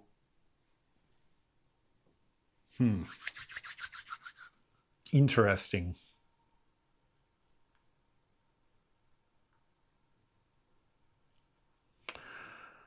I think I might forego training a worker instead of in lieu of making wine. So let's see how it plays out, because we're not going to do any more actions. There's no more actions to take. So that's that. Okay, we're going to move into fall. Fall lets me draw a card or a victory point. That's difficult.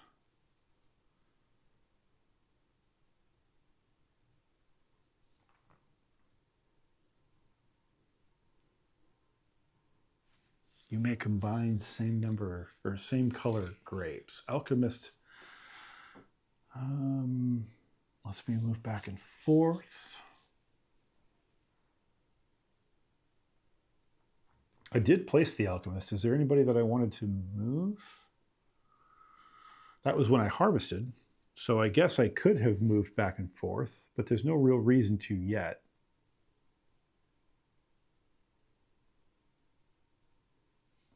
No, I think I'm going to wait. Won't use the alchemist for that last ability. Stonemason is done. He helped me out.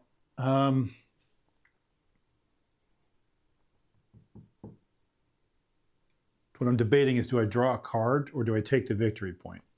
I feel like I should probably take the victory point. Yeah. Drawing a card would be nice to have. But I'm so behind the 8 ball at this point.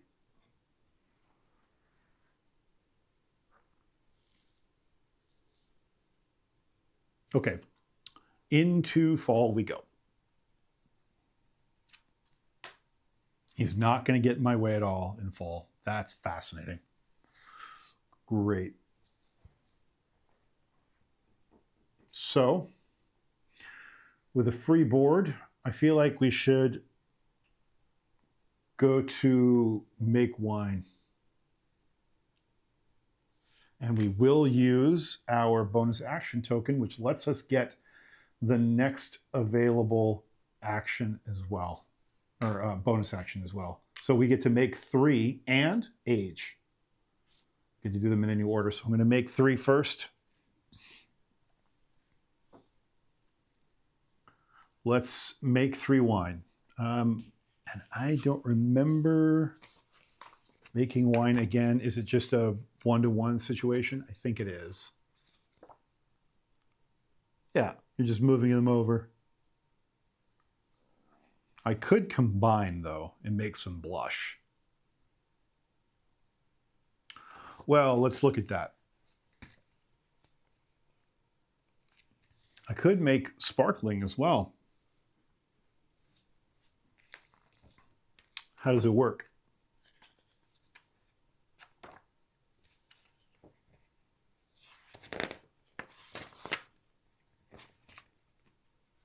Okay.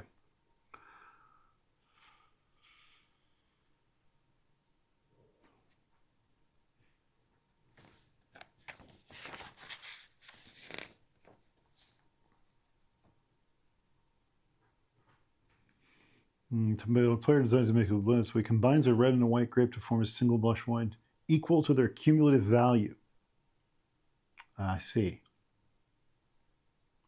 Sparkling. Combine 2 red grape, 1 white grape to make the sparkling equal to the grape value. Example 2. Okay, got it. So it's the same deal. All right. Now, I'm looking at that 9 value sparkling white wine.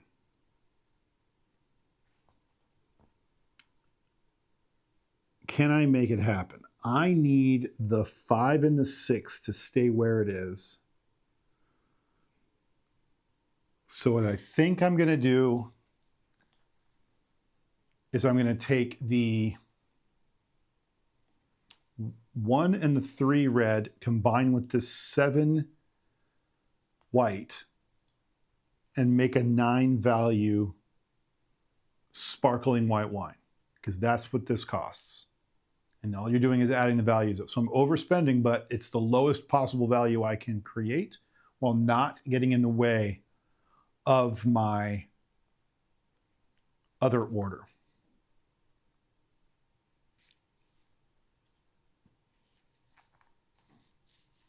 Hopefully,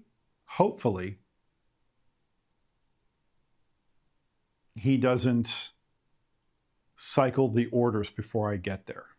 But if he does, I will still make 6, 7 points if I sell it.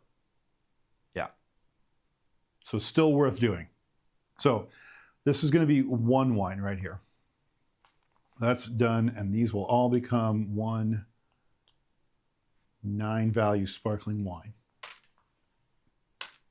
That's one.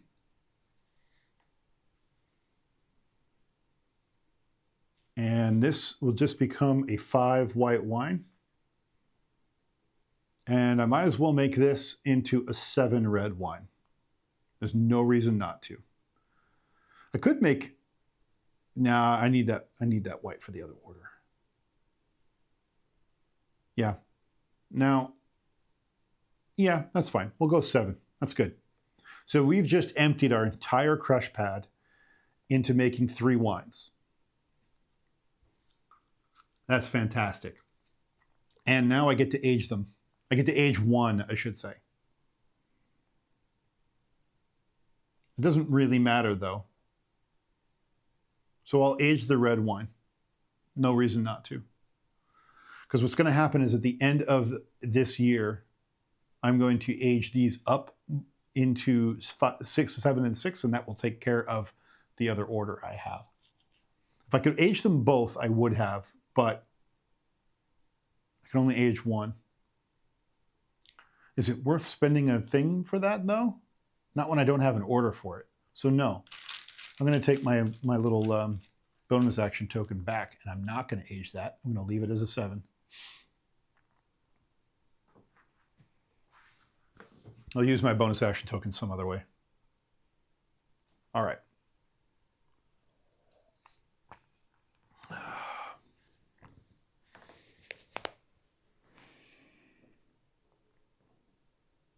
I'm out of workers. And I don't get anything for the wake up bonus in winter this round. So he is going to block me, but it doesn't really matter what he does. It does kind of. Let's see what he does. Okay.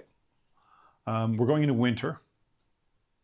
He's going to sell 1. So he's just going to block.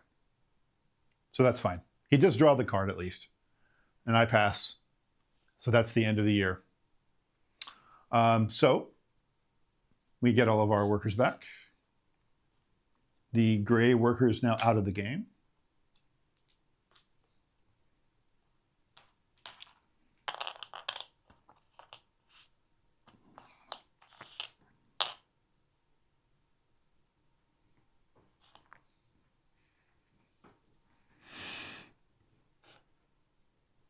And he takes his workers back.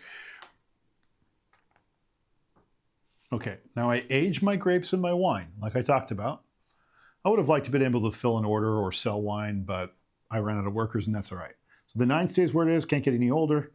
7 goes up to 8, and the 6 and the 7, or 5 and the 6 move to 6 and 7, which is exactly what I wanted to have happen. I'm now in a position to fill 2 orders for a total of 10 victory points this round, if I'm lucky.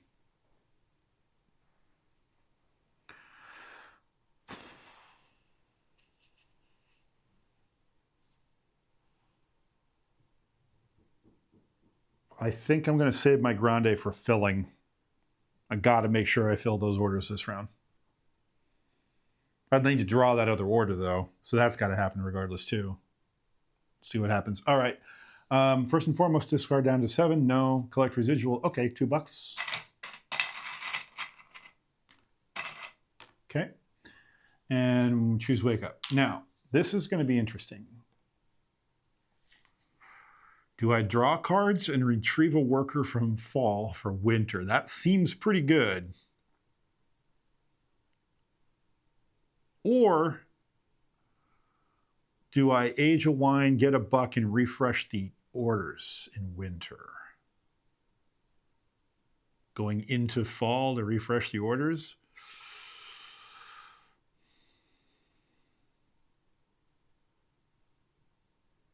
I don't know, though. I think I'm going to save 2 for the last. We're going to come down here. We're going to get an extra worker in winter. Yeah, so that comes to me. We get a winter visitor card next round.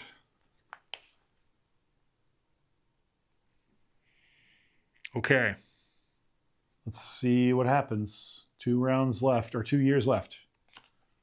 He's going to do nothing in spring. Now that's interesting. That's an interesting opportunity.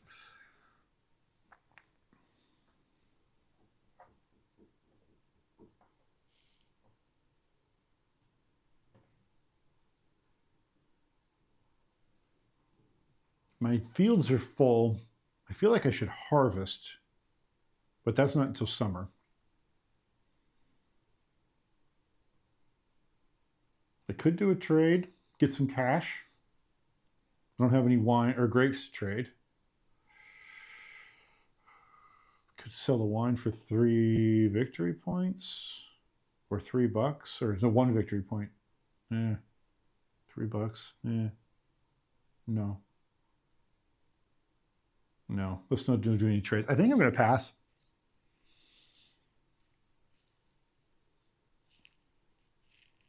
Yeah. I'm saving my money. I'm going to pass. Moving on into summer. Draw a blue winter visitor card. What do we get? We got Promoter. Promoter says discard a grape or a wine to gain a victory point and a residual. I don't care about that card. It's not the payoff's not good enough. I'm going to trade that card out. Let's find out how badly he gets in my way. He doesn't again. He misses summer. Ooh, I'm getting some good draws. Okay.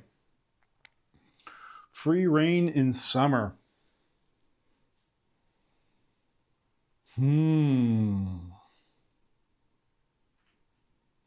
Time to harvest.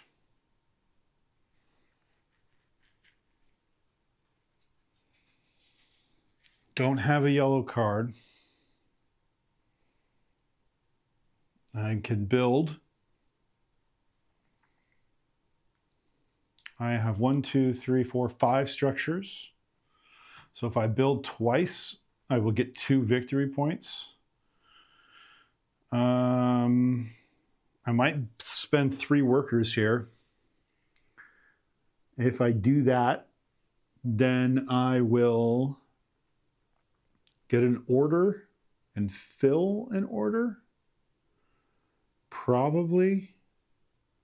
Yeah. Okay. We're going to spend 3 workers here since he didn't get in our way. We are going to, builder is this one. We're going to build a structure, get a buck. Now I get to build up to 2 structures. They don't even matter what they are at this point. What can I afford for $2 cheaper per structure?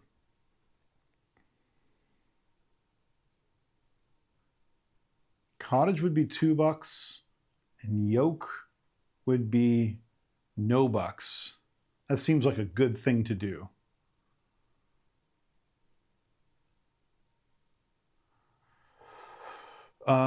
This would be, tasting room would be $4 and no bucks. I can also do that. And at least with that, I would be earning victory points. Oops. I'd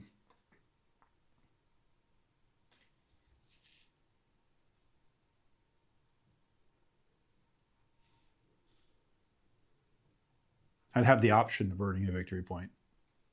Let's maybe do that. It seems like we should build the tasting room for 4, and I can already harvest twice. I'm not really worried about harvesting, so maybe we spend $2 and build the cottage.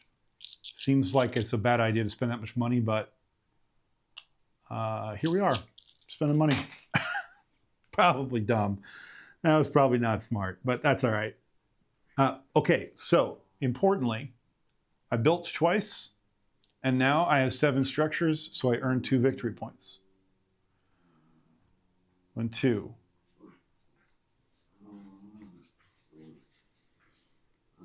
Okay. Now, for my next trick, I'm going to plant. I only have one card to plant. So I'm going to use a regular worker. I'm going to plant the... Oh, I can't plant. I can buy a field instead, though. But I don't have the money to buy a field because I bought a bunch of upgrades instead. I can't plant. So I'm not going to spend that worker. I am just going to harvest. When I harvest, I'll... No, you know what? I'm going to wait. I'm going to use a regular worker to harvest. I'm going to earn $1, which is good because I'm cash poor now. And I'm going to harvest both of my fields because I have the harvest machine. Oh, and because I'm harvesting, I gain a residual. And because I crossed the residual threshold from 2 to 3, I now gain another victory point. So I'm at 6 now. And now let's make let's harvest some grapes. We get another 1 value red.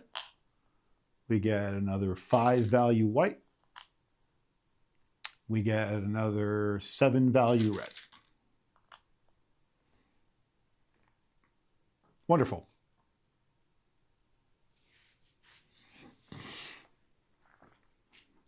Okay, we're not planting. We're not playing a card. So that we're done. Moving on. Nope, not moving on here, moving on here. Now we get to draw any card we want. I think we're going to draw that 9 order before it gets ganked by the AI. So we're going to take this card before he has a chance to steal it from us. I was really worried about that, and now I don't have to be. Okay. That was our wake-up bonus for fall. Now we find out what he does. And he would have done it. He would have drawn and cycled the orders. He would have screwed me. That was fantastic. Great move. It was a great choice on my part. And not for nothing, we get some advantageous orders out of it. What do we get?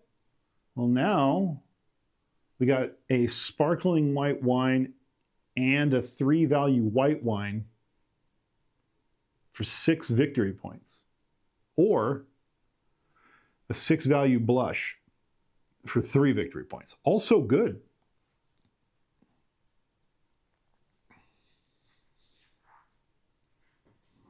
I'm about to go up 4 on my residual track when I fulfill both of these orders, which I can do this round. So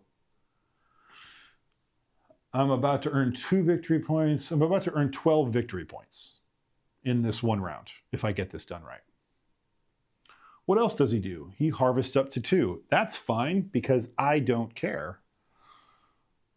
I wasn't planning on doing that anyway. I think he just did me a favor. Do I want to do anything this round? I have 3 workers left. I could make some more wine. But as it is, if I wait, I'm going to fill both of my orders and train, ideally, next round, if he doesn't screw me over. I don't really want to use my promoter. I don't care about that. So I feel like I should use the take any action or make wines. There's no reason not to make wines right now.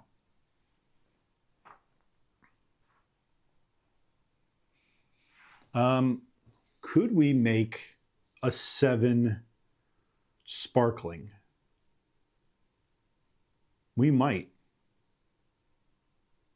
I would lose out on that 7 red grape, though. It might be better to make the 6 blush that's up there. And I can do that with the cheaper of the two grapes and leave the red 7. Yeah, we could do that.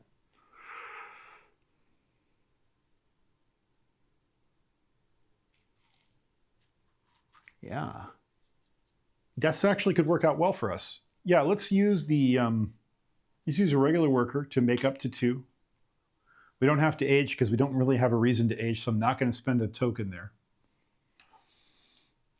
So we're going to make up to 3 really, but we're going to end up using 2 because we can only really make 2 with what I have. We're going to take the 5 and the 1 to make a single 6 blush. And we're going to use the 7 red as a 7 red wine. We're doing really well here. Now look at this. I have 2 orders that are going to get rid of some of these. But look at sell for a minute. If I sell 1 wine from a large seller, if I hire this expert, which I'm now really wanting to do, then if I sell my wine from a large seller, which almost all my wine is or will be soon, then it will be a +2 victory point plus whatever they are. So in this case, if I sold a single sparkling wine, it would be 6 victory points. And if I came here and used my bonus action token, I'd get a 7th victory point for selling 1 wine.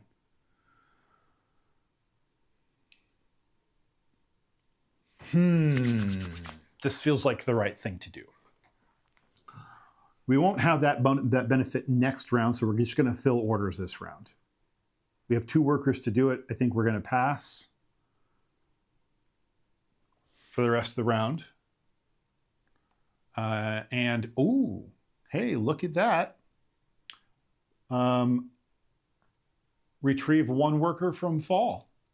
So I will go ahead and just pull back a worker. Now I have 3 workers.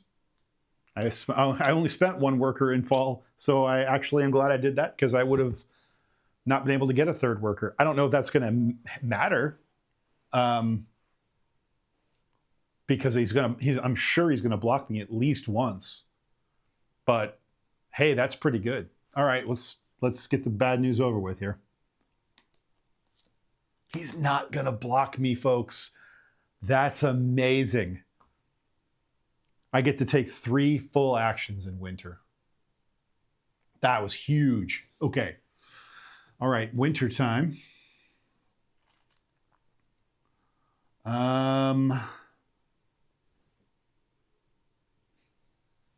These stars are for a different game mode.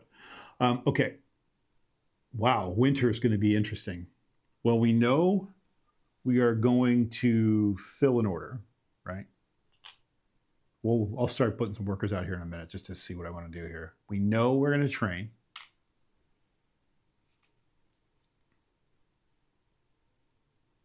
And I guess we could sell. I would rather not, though, until I have this expert.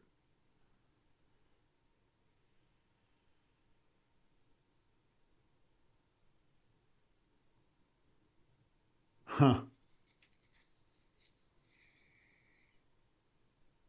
I mean, I could just harvest again next round. There's no harm in doing that. And the 7 red wine goes straight into my my large cellar. So, I mean, I'm not going to be out anything. I have to commit to harvesting. But so what, I want to do that anyway.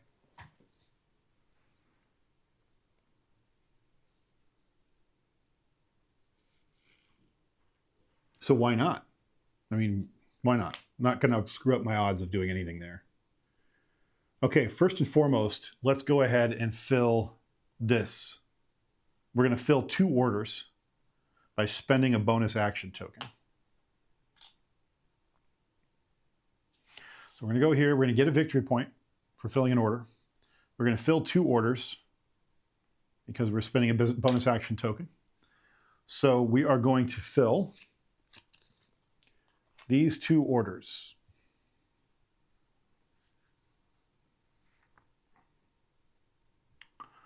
So I need a 7 and a 6 white wine and a 9 sparkling wine. And if I fulfill those, I will get 10 victory points. Where was I going to get 12 from?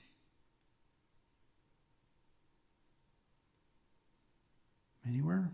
Where was I going to get 12 victory points from? Maybe it's just 11. Yeah, 11 victory points. Okay, fine. Anyway, get 5 victory points and 4 residual. I'm already at 3, so I'm going to be at max residual when I fill these. Okay, so let's come down here. Take these. Come on. Man, I hate. Here we go. All right. Come down here and let's fill these bad boys. Okay, so we have a 6 and a 7 white. Those are gone.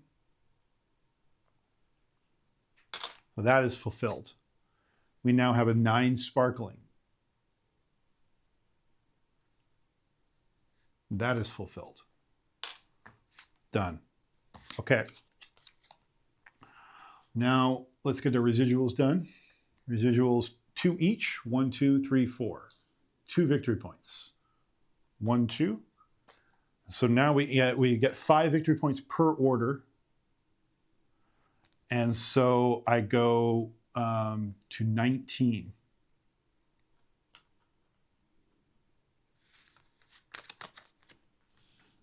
So we're not to a point of winning, but we are about to make $7 in the last round.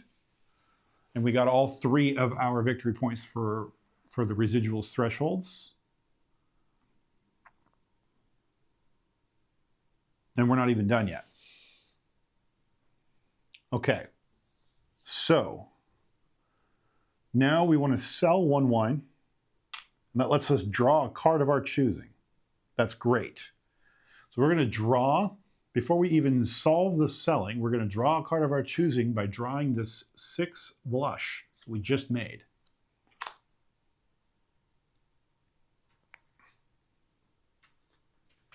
Ooh. If I can get a 5 blush made, I might go get that card instead. That's twice the victory points. Neat.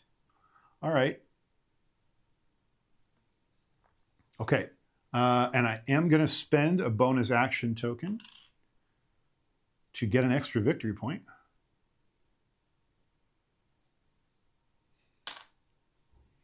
So that's 1. Now I'm up to 20. So I'm selling 1 wine.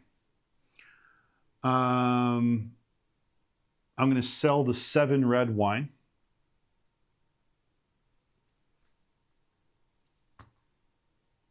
Yeah. I'm going to sell the 7 red wine, which is 1 victory point.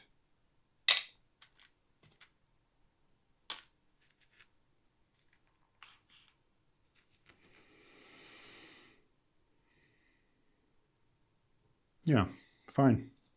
Why not? It's for free. I would have gotten 3, but I don't have that worker. So it's fine. Okay. But as it was, I got 2 victory points out of the deal. And then we're going to train. We're going to get $1 for going there. And we have $4 left. So we're going to spend 4. Oh, whoops. I did that in reverse. Let's just say I did that in reverse. I train, get the... oh, that's not an expert. What am I doing? Ignore me. Ignore me. I'm training a worker. Just a regular old worker. And he is coming there. Ignore me. Okay, now we're done. Now we're done. All right, sorry. Well, I got to go over there and hire an expert for the last round. All right, so just like that, we are at 21 points. We got to make it to 34, but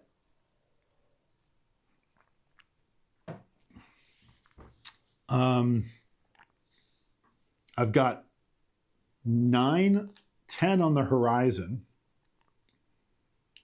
10 will put me at 31.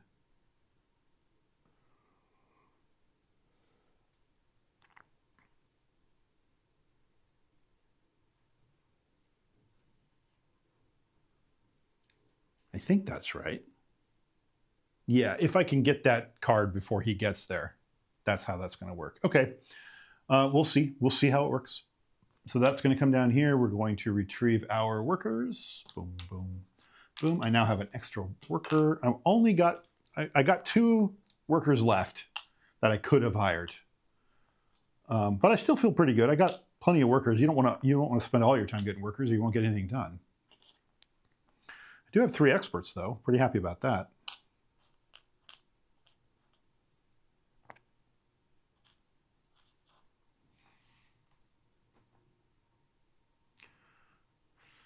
Oh, right.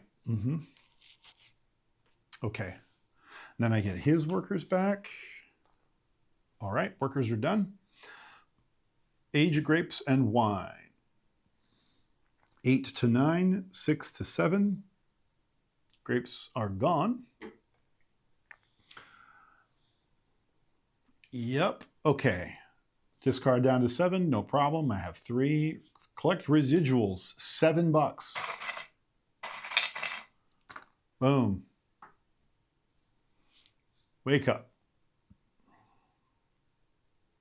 Only one left, which is 2.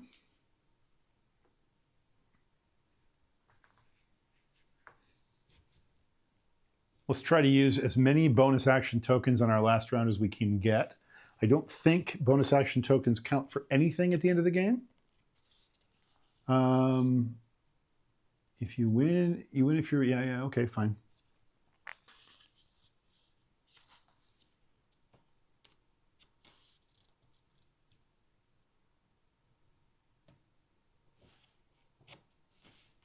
Year end.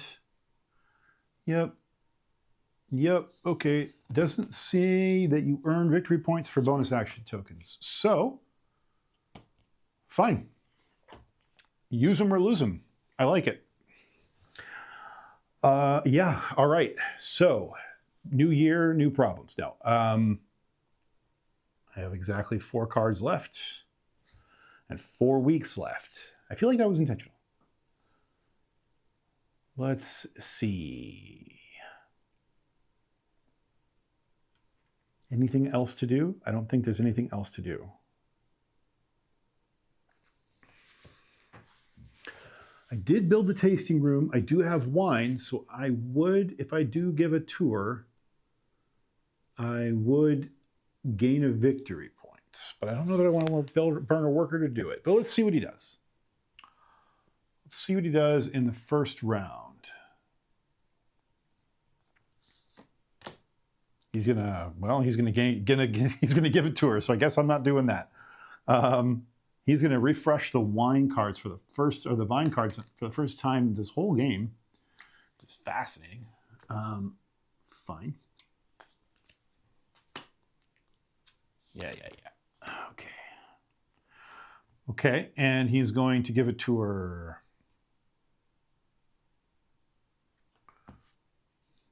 All right. So, what am I going to do? We're hiring an expert. We know that. We're going to gain $1.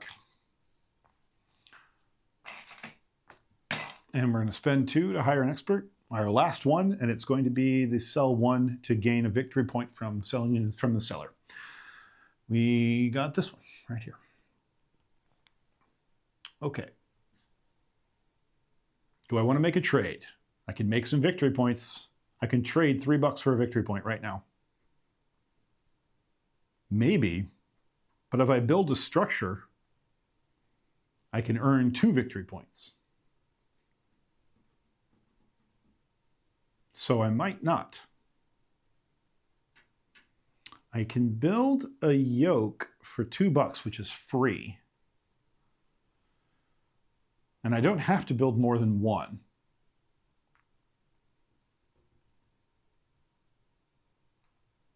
So I might just do that for free anyway. In which case, maybe I do want to make a trade.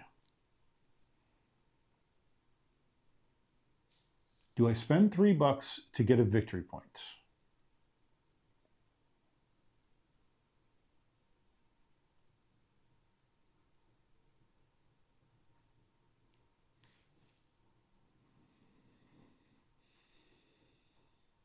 I could discard 2 cards. That's not the worst idea.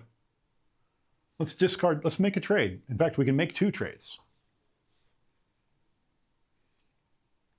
This may be a bad idea, but if I make 2 trades, 2 cards and $3 for, let me think about this, for 2 victory points.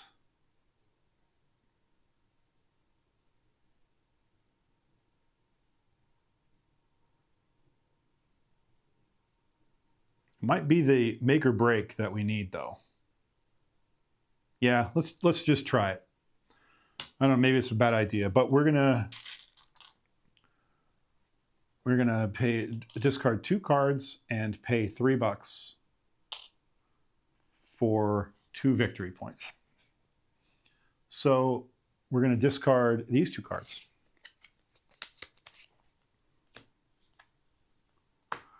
And we're gonna spend $3.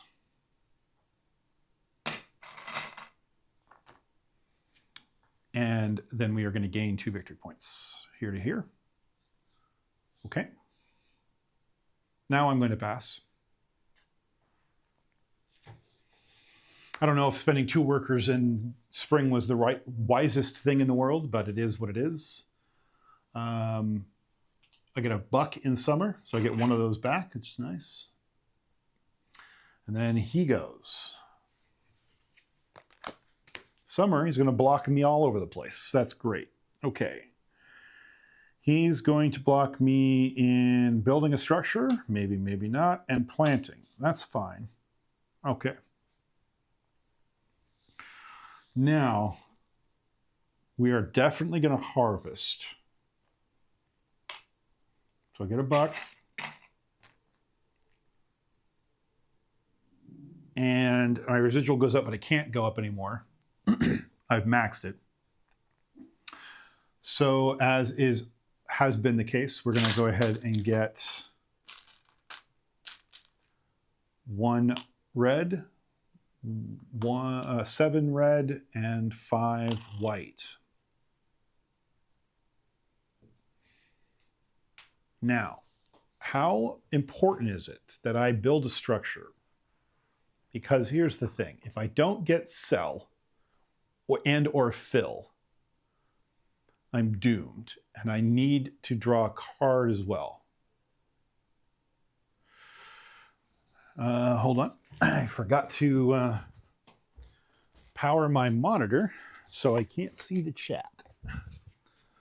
That was my bad here. I'll just plug this in real quick, and we will move on with our lives. Sorry, folks. One moment. Okay, I think it's coming back up. Yes, okay. All right, as it's coming back up, let me think about this here. So I think I'm going to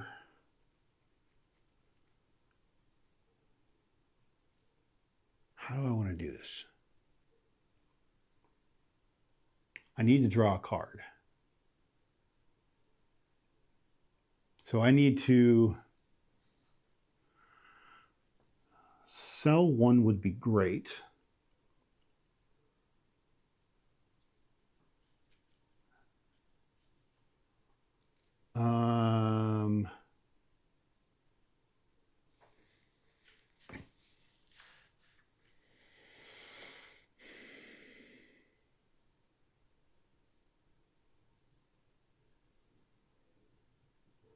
So what I'm debating, I'm sitting here going, if I spend my grande to build for the sake of getting 2 victory points, will I miss out on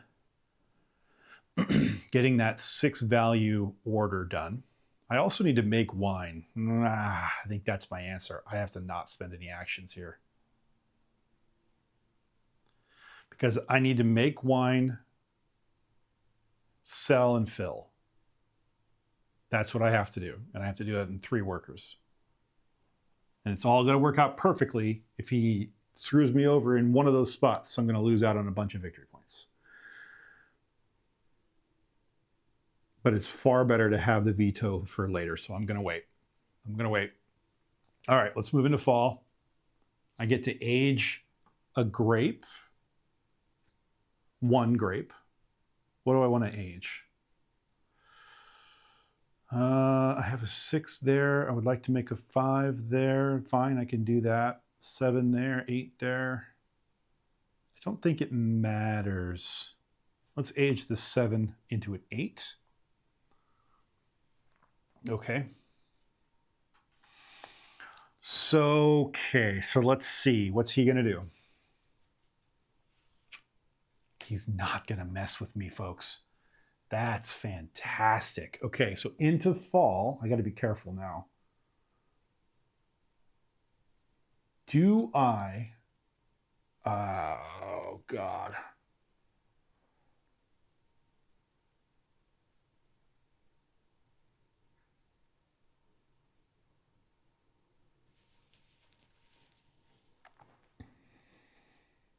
I think we're just going to make wine. I think that we're just going to make wine. That's all we're going to do. Whew.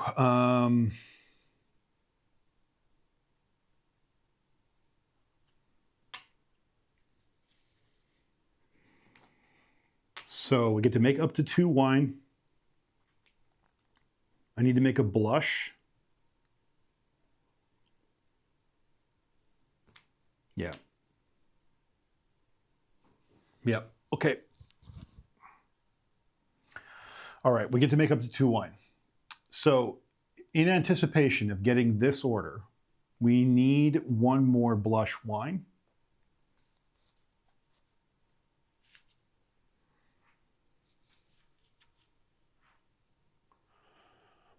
The other option is that we could make a sparkling wine and not go after that order and use it as a cell.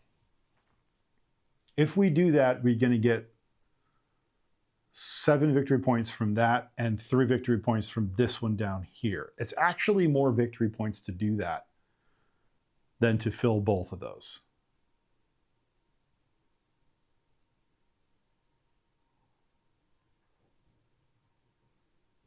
Yeah.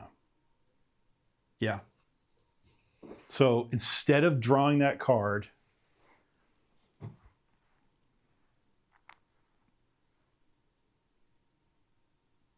I think that's the move. We're just going to make the 1 blush wine. That's all we're going to make. Sorry, not blush, sparkling. And it's automatically a 9 because this is a 5, an 8, and a 1. So that comes in here as a 9. These come off. And those are our wines. We've got a 9 red, a 7 blush, and a 9 sparkling.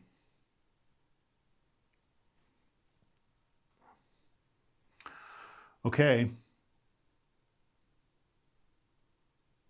That's it. Let's see what he does. We are moving in. It says to refresh the purple and the green cards. Those are vines and orders. I don't care. I mean, I guess I should refresh the orders just in case some incredible card comes out.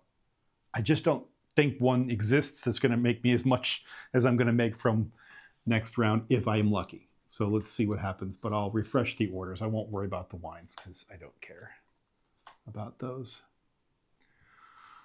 5 victory points. Nah, see, that doesn't work. It doesn't matter.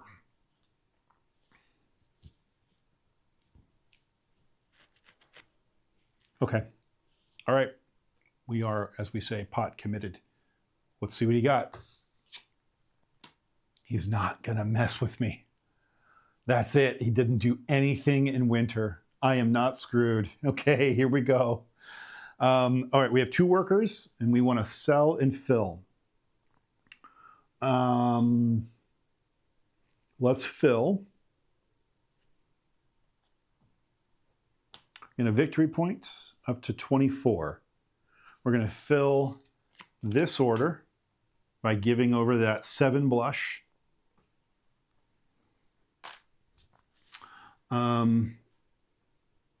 I don't have any other orders to fill, so I can't fill another order even if I wanted to. That's 3 victory points. So you can see me down here. Oh, you can't actually. I'll just come here. 1, 2, 3, we're up to 27. Okay. And then we have one more to go, and that's our Mondo worker here. We're going to sell one. We get to draw a card. It doesn't matter. Ooh, well, I guess I could have sold in reverse. And yeah. Oh, that does work, actually. Hold on.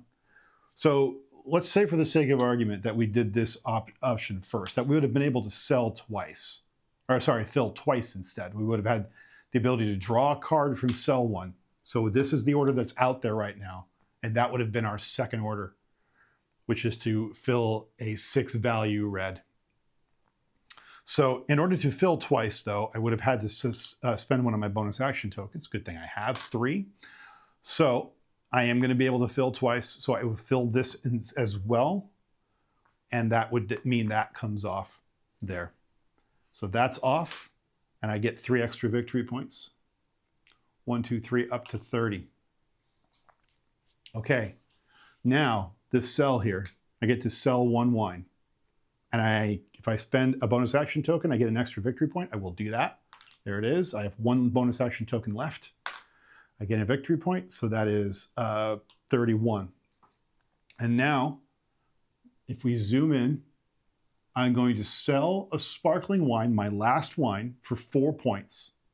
Because I have this expert, I'm going to earn 2 points additional because it's coming from my large seller. So I get 6 points for selling that sparkling wine. So I'm going to go ahead and just shift this camera over slightly so you can see my scoring token down there. I'm going to go 6 points. 1, 2, 3, 4, 5, 6. 37 points. So that last sparkling comes off my board. And these 2 cards are done. Okay. And that was my last worker on the last year, year 6, last action of the game. And all I had to do is kind of retcon the order in which I did those, but that's fine because it was all in the same kind of movement. All right, let's check Viticulture rules for end of game scoring. What do we do? Year end, end of game goals, tiebreakers, friendly variant, year end.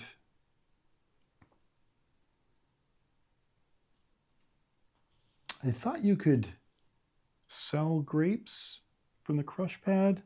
Anything? Let me look at Tuscany for a moment, make sure I'm not missing anything there.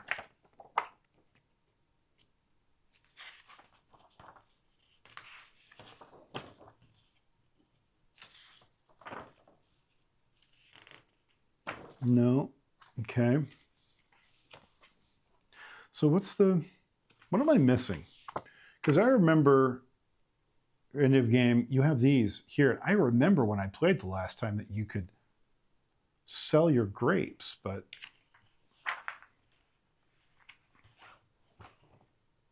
I don't know, maybe I'm just missing it. Age grapes, sell, harvest, sell 1 wine, but you can't sell grapes normally.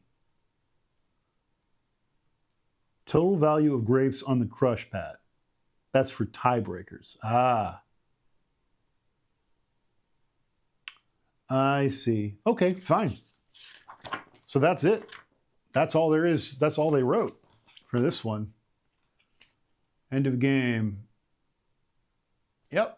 I flat out won, just straight up. The goal was 34 and I made it to 37. I feel pretty good about that. For not having played Viticulture in many years, and also as a reminder for myself as how much I love Viticulture, this really sings, I forget how freaking good this game is. The ramp from year 1 to year, in this case 6, is so smooth and so elegant. It's this kind of sweeping up curve, this linear progression, where the first couple of years you're like, my God, how am I going to make any points at all? And by the end of the year 3, you can really feel the energy. So let's talk Bordeaux.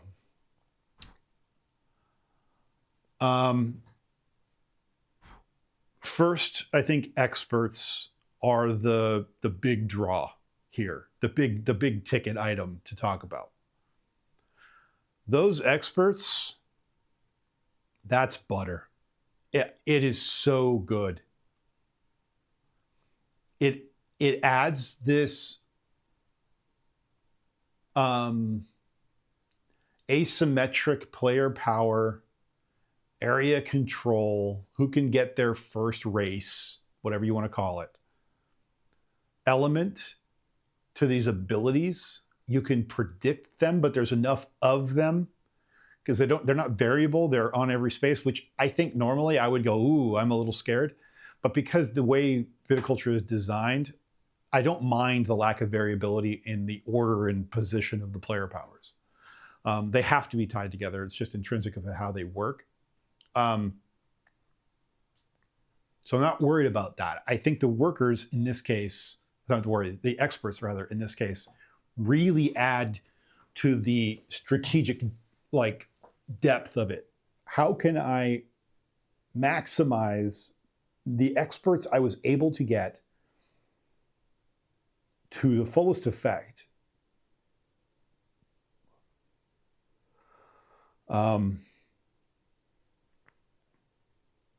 And in some cases, in my case, I only used one of these benefits once or twice, but those benefits are so strong. I really milked the hell out of this build one structure benefit. As soon as I got the aqueduct, sorry, was it the aqueduct? No. Well, I mean, that was part of it. But because I had the builder, the special worker builder, build one structure became like my go-to because all my structures were $2 cheaper.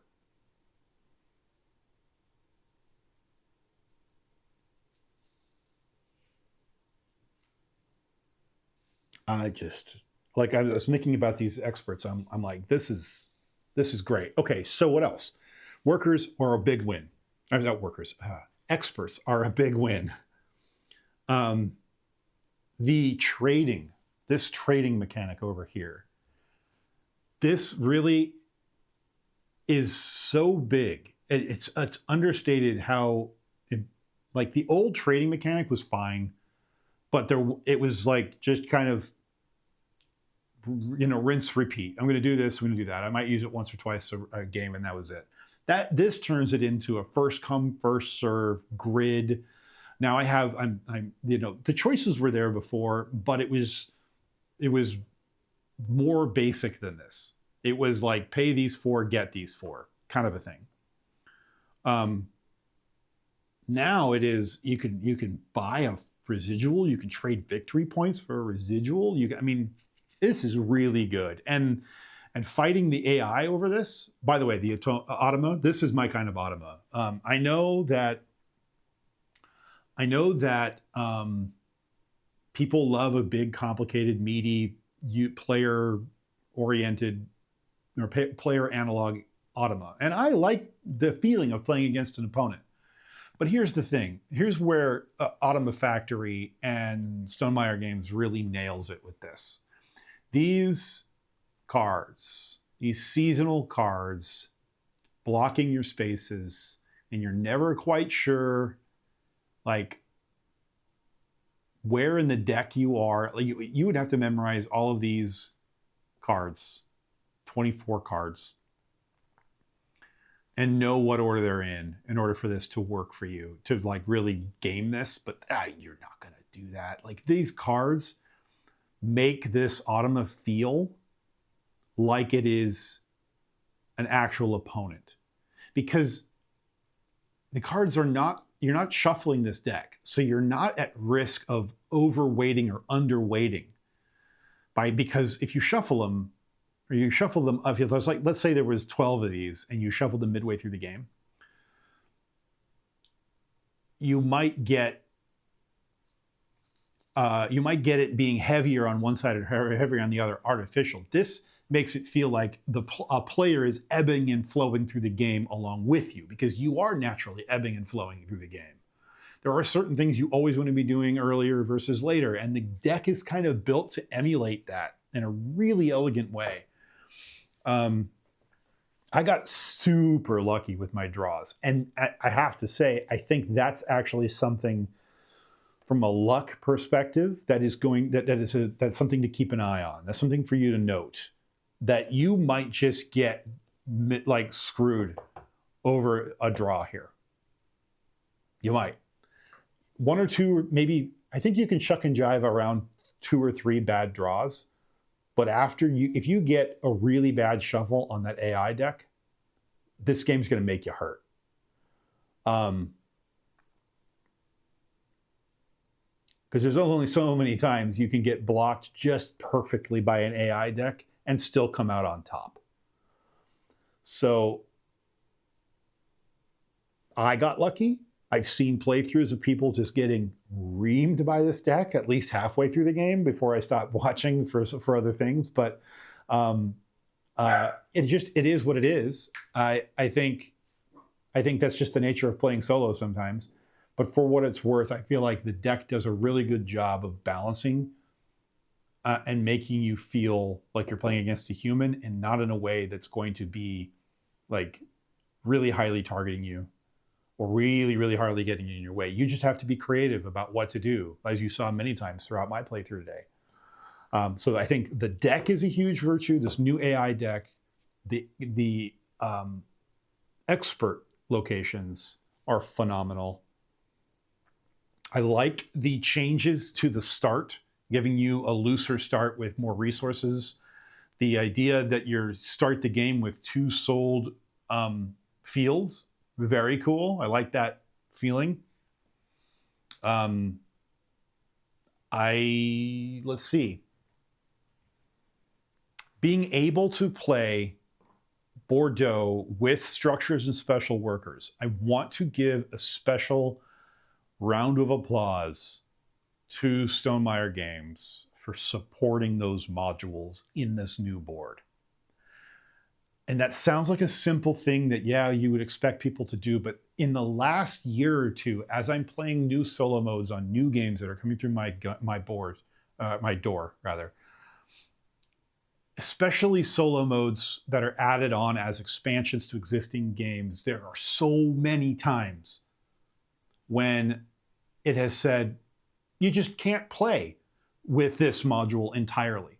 So if you want to enjoy this entire corner of the content of this game, play with a human, I guess. Sorry, tough luck. We're not going to even let you incorporate this solo content into your game at all because you're playing solo. Sorry. So all that money that you paid, a little bit of that money that you paid for this game, you're just not going to be able to enjoy it if you're playing it solo. Sorry. But as it is, owners of Tuscany are not left out in the cold playing solo on the Bordeaux board. There are rules, there are accommodations made for special workers and structures. And I gotta say, it didn't add a lot of overhead. Adding that structures, I got a really lucky draw on my initial deal of structures. And I built them both and I kept them both the whole game, and they both worked well for me. I exploited the absolute hell out of them, and it worked in my favor, and it didn't completely blow out the game either. I was only over, and only because I really shucked and jived by a couple points here and there. I was only over by 3 points. It was a very, very bare victory. I barely won. So there you go. Honestly, for me, I'm playing this either Tuscany or Bordeaux ever. And after playing Bordeaux and having access to the experts and the upgraded trading, and not being cut out of the extra modules from Tuscany, and including the progressive mode victory option from Bordeaux. I don't want to play it any other way. I am convinced. Other people have said they're not convinced. I am convinced. For my money, Bordeaux, especially solo, sings. This was play tested to the nth degree, and you could absolutely feel it in this game. Hats off, Stonemaier. You've done it again. You've made a great game even greater. This has been Bordeaux for Viticulture. I hope you've enjoyed it. I certainly have. This is absolutely coming back to the table quickly. At least I hope. And that's it from me this week. Thank you very much for joining me. Tune in next week for something completely different. See you later.